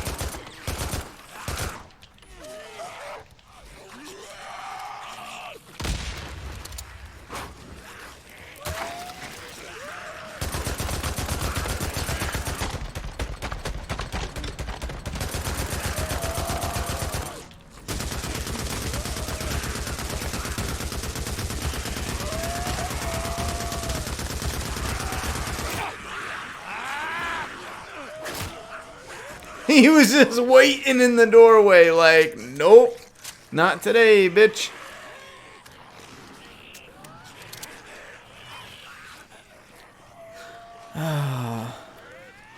Try to get these fucking ears.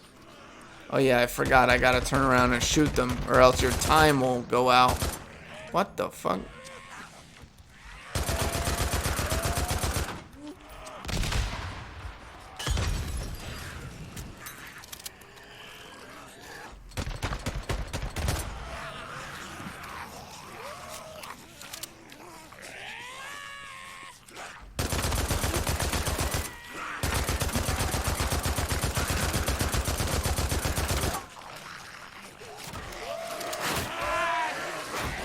Oh, come on, man.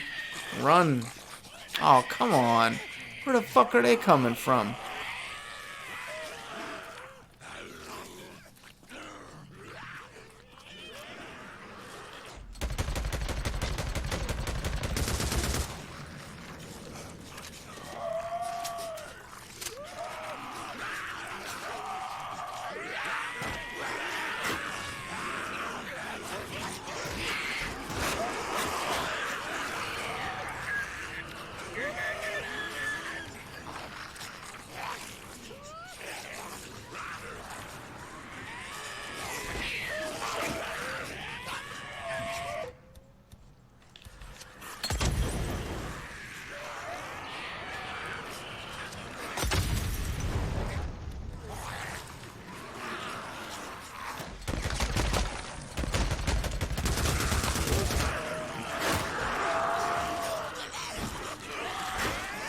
Get out of here, bro.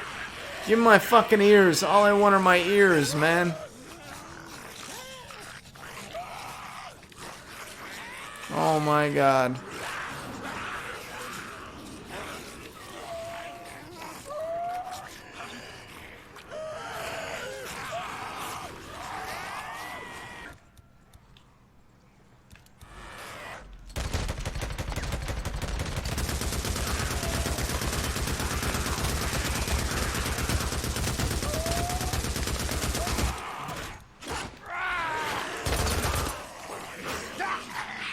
Oh man. Oh, fuck me, bro. Oh, fuck me. I just want. I can't get the ears. I don't know. 100 and some. When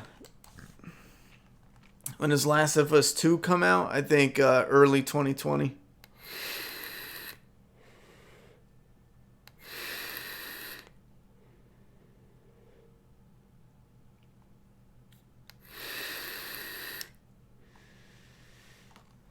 Yeah, I'm gonna shut this down. It's nice little. It's not as expansive and fun as I thought it would be, to be honest. I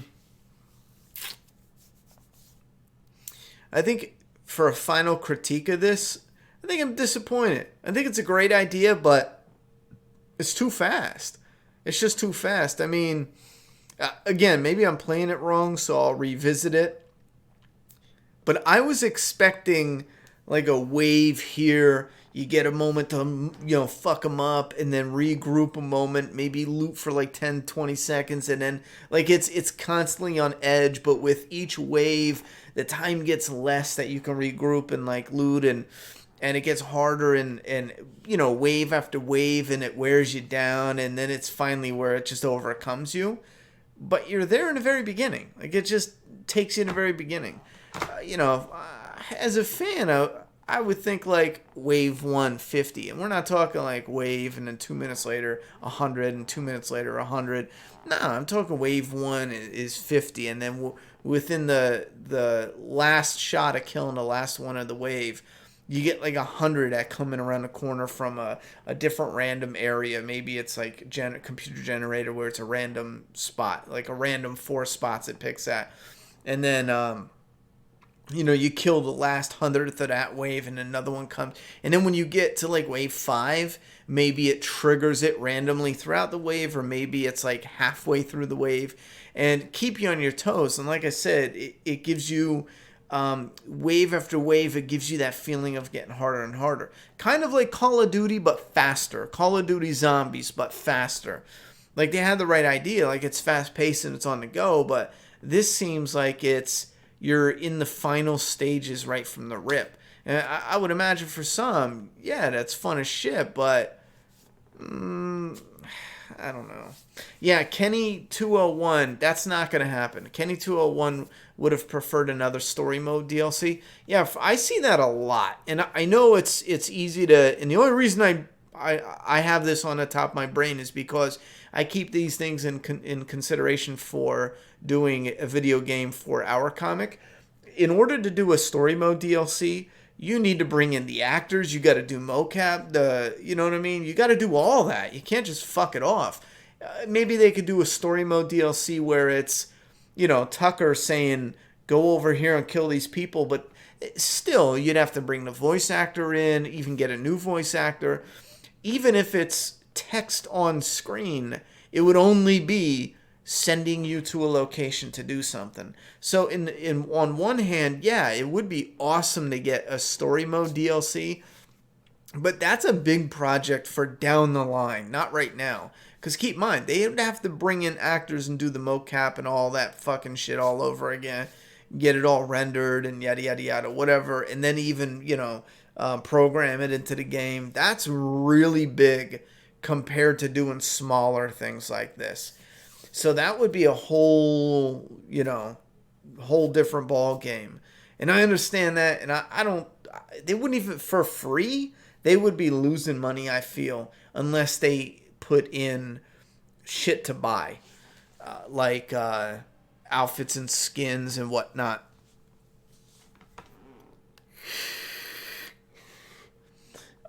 I'm going to try down the road. I'm going to go on the internet and look up what that 100, because I don't even have any hints at what, like, get 100 kills with high combo. I have no fucking idea what that means. So I'm going to look that up. View challenge descriptions. You're surrounded by all sides on it. Blah, blah, blah.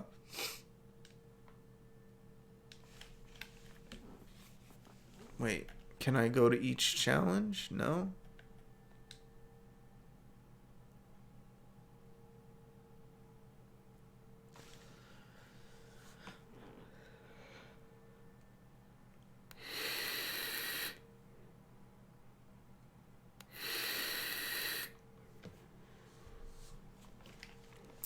Yeah, I stick by my initial criticism. I think it's just too fast all at once. Yeah, it's disappointment. Again, it's cool. I like this, changing the characters. It's neat, but it's not going to be enough to drag me back to it. Like, to get the Ricky skin, you're not going to drag me back to get that. I don't give a fuck. You know what I mean? Especially seeing what you have to do. If it was something that felt a little more... what are these? Wait, hold the fuck on. Rings? Rings. Rolling with reload. Rolling will reload your equipped weapon with a portion of its ammo. Oh, I could have bought skills and I bought a skin. See, that's another thing that is fucking annoying. They could have did a highlight of this or something. I mean, I wish I took it back. I would have got something like this. Maybe that would have helped me, get the other unlock shit done. It doesn't matter now. Fuck it.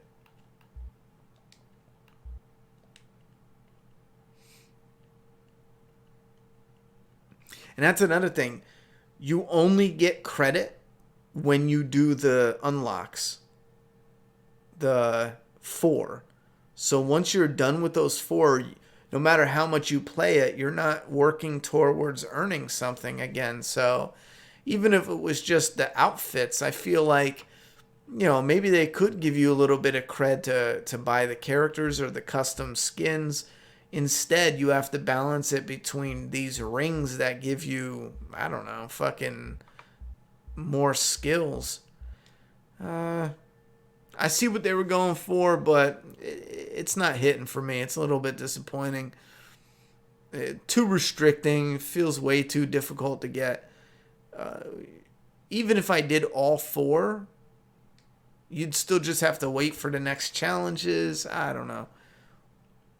It feels a little too restrictive. They want everyone to go the same pace. It's not like if you sit down and you're just playing and having fun for a whole fucking week. You can't unlock more because they want you to wait for the next person who only plays for one day and gets their 4 unlocks.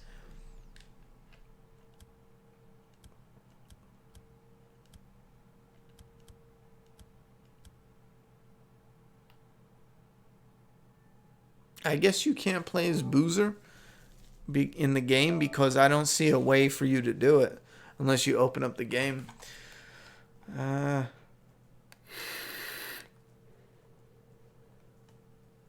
Have a good night, Joe. Cool, no problem.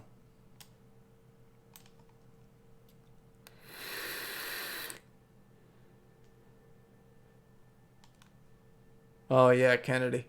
I mean, more story would be really cool, but there's just so much that goes into that.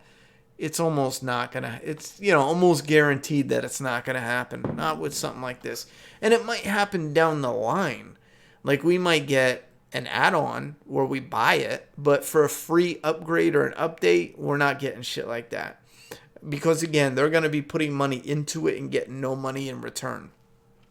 It's not like people are waiting for these challenges to buy the game. That's not how it works. So I feel you. It would be cool to get story add-on, but I still love the game. I think I love the game more than the story. I'm not big with. It's better in the beginning. Once you meet Sarah, I think that's where the story frustrates me, because they don't talk to each other like people have been doing. They don't talk right. It's so weird, and it feels like it's written based on story mission, and it's no longer written based on what people would actually do. Like, the first thing any person would say is, holy fuck, here you are. I've been looking for you forever. And they started going down that path where it's like, are you in, like, is this really you? You know what I mean? Like, Sarah was like, are you really Deacon? And then they abruptly stop it, and she gives him a chart, and she's like, go collect, fucking styrofoam cups, or, well, that's the guy, but she just tells him to go collect something for her, and that's where it really falls apart for me.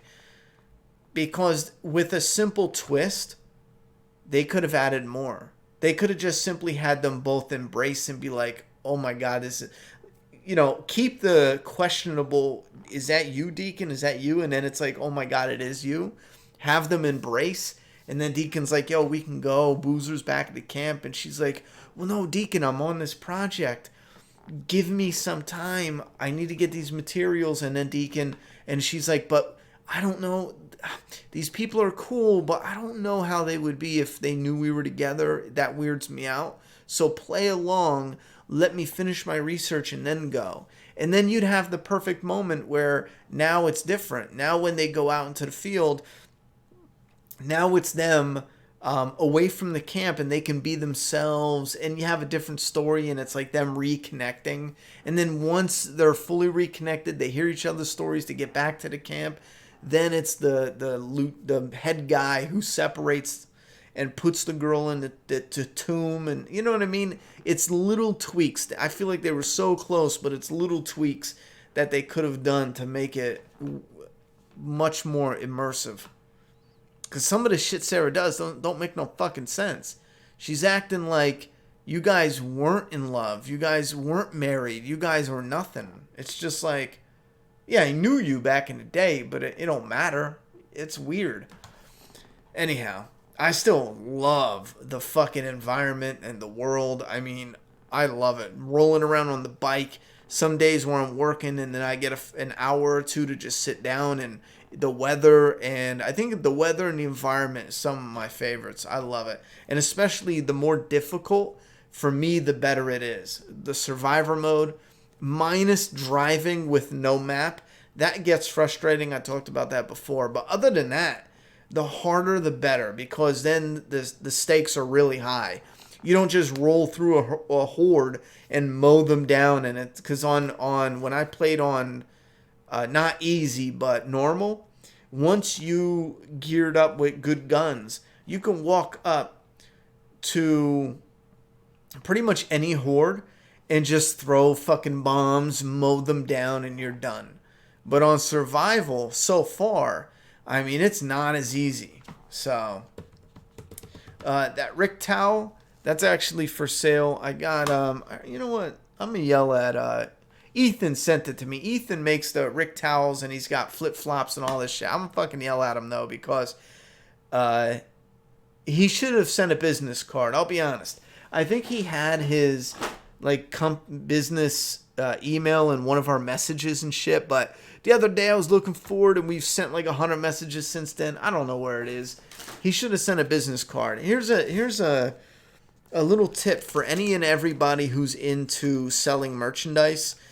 Always, I mean always, incorporate, if you send it to a YouTuber or anyone who's going to show it off, always, I don't care how small or petty it sounds, always send a business card so they can direct customers. Because I swear there would have been like 5 people who wanted that, interested in buying that towel by now, or more.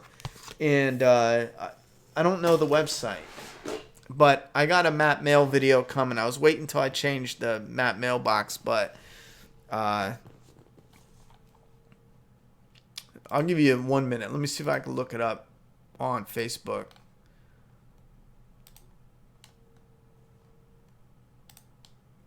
But yeah, business cards literally cost like, 1/5 of a penny if you print out 2,000 at a time. it wouldn't be nothing to just send off, and then someone can just, because I keep, that's what I was looking in. I keep a list of business cards. It's nothing to just pull it out and be like, oh, boom, here's the address. Let me see if he has the website. He doesn't have it on his information on Facebook. I'm going to tell him to do that too, because if someone clicks on your shit, it should be the first thing that pops up, and then you're good to go.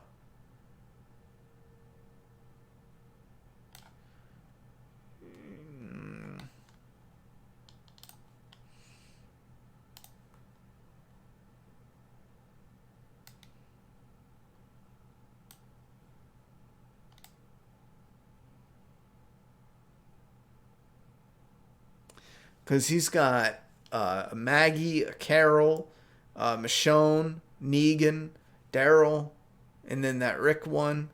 Like, there's a bunch. And they're all just like that, where it looks like a giant poster. I'm going to be honest with you. I mean, I would never use it as a towel. I wouldn't. And that's a personal preference. It's just too thin for me. I like real thick towels. Because then it takes, it takes the water off you. Thinner towels, it just, I don't know, it doesn't do it for me.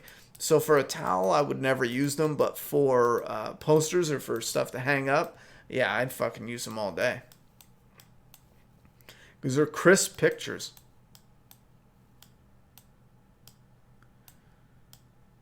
Yeah, see, I'm trying to find the name of his website. I got nothing. I'm scrolling back for months.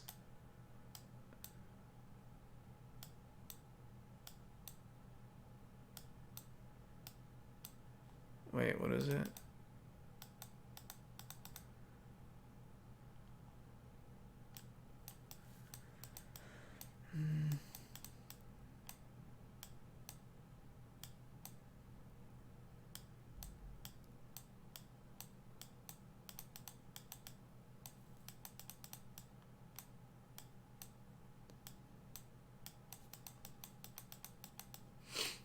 Yeah, I'm going back to 2018. I don't see any links for his website. I think he gave it to me once when he first emailed me, and like I said, it's been like a year or longer.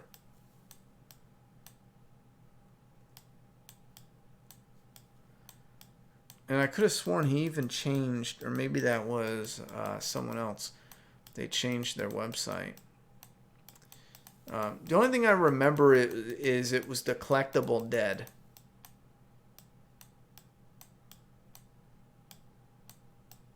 Yeah, here's where he showed off those flip-flops. What's this?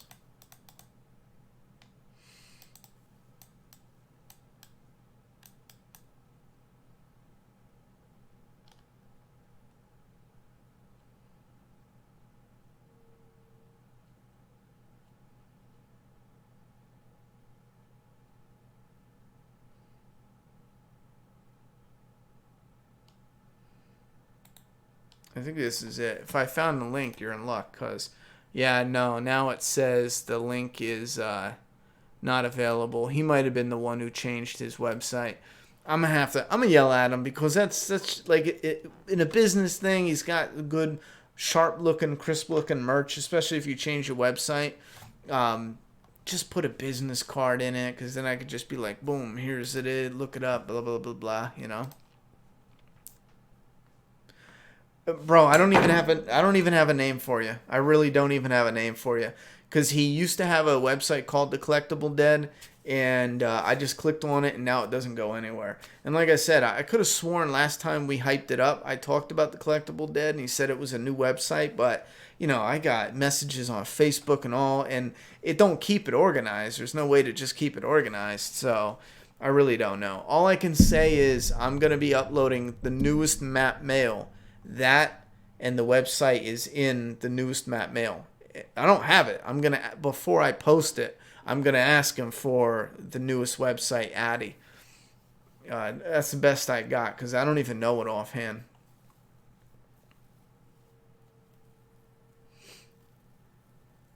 Yeah, the gameplay with the flashbacks was another thing that frustrated me because you're just on a bike and it's like they're just talking and you can't even skip it, which is annoying because I don't want to sit there and listen to them, especially when you're replaying the game.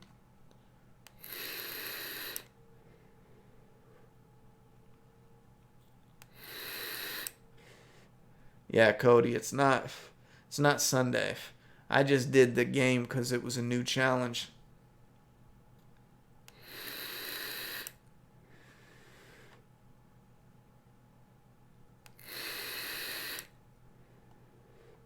Nah, Kennedy, I'm not reacting to Fear the Walking Dead. I'm pretty sure you mean that as a joke, but even for just goofing around, it's not terrible to the point where we can make funny jokes on it. It's just mediocre to the point where that would probably be some of my worst reactions. As far as Abraham, like I said, the best thing I could tell you is come back when we do the most recent map mail. Because his name isn't connected to the website. It used to be called like the Collectible Dead. And I have no idea what it is now. So, but I'm going to tell him to get me that link. Because a lot of people ask. They're awesome posters as far as being crisp. You got the Rick here from Season 9. And then you have the older Rick. That was the first one he sent me. But like I said, he has a Michonne one, a Carol, Daryl, Negan, and they look really cool. The one Negan one is the one where he stole, I think it's Rick's clothes. He has the hat on, and he's about to jump over the fence in Season 9, which is a neat one. I would have preferred, like, old school Negan. He might have one, old school Negan, but...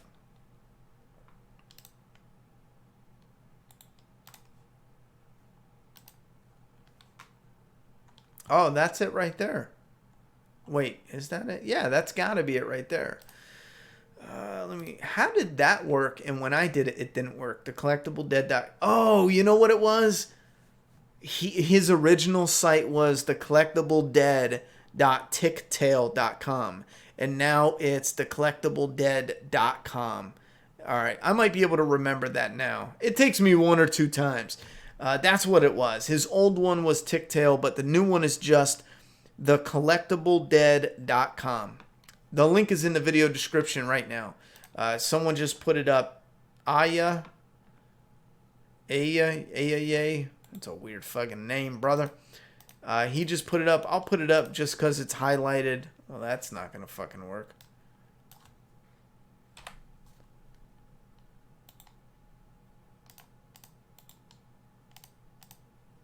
Yeah, it's not going to work. Let me do it again.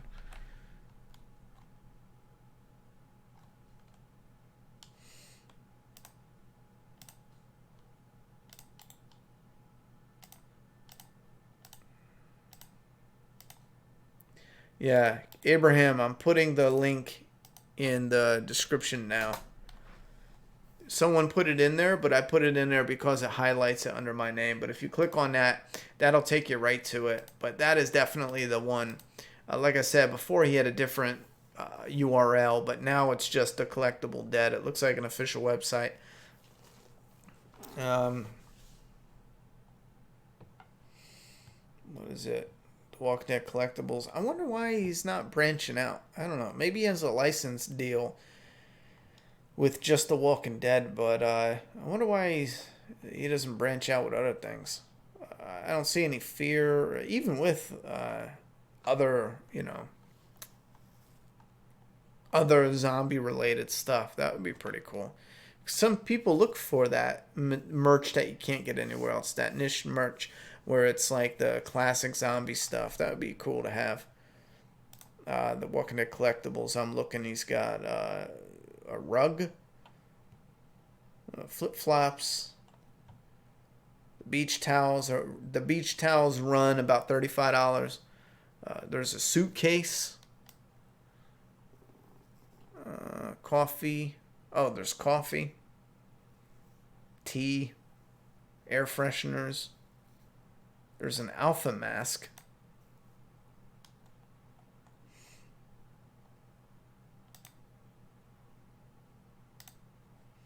Yeah, guys, check that out. There's a lot more than just towels and stuff. But I'm going to shut this down. I'm going to get something to eat.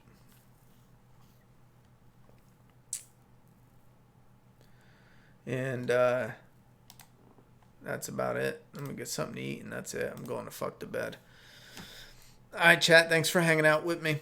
I'll see you Sunday for a quickie review for Fear the Walking Dead, just because it connects to the Walking Dead main show with Rick and all that. Not in a big way, I would imagine. It's just small teasers, I bet you. And then maybe we'll do one of the last live streams for a bit, because we're taking a few weeks off for my move. And then I'll see you back here during the week for the upcoming videos I talked about. We got to review the newest episode of the Walking Dead comic. And then we got Stranger Things Season 3, which I'm really hyped about. So have a good night. And I'll see you this Sunday, 10:30, roundabout. Well, later for the live stream, though. All right. Have a good night.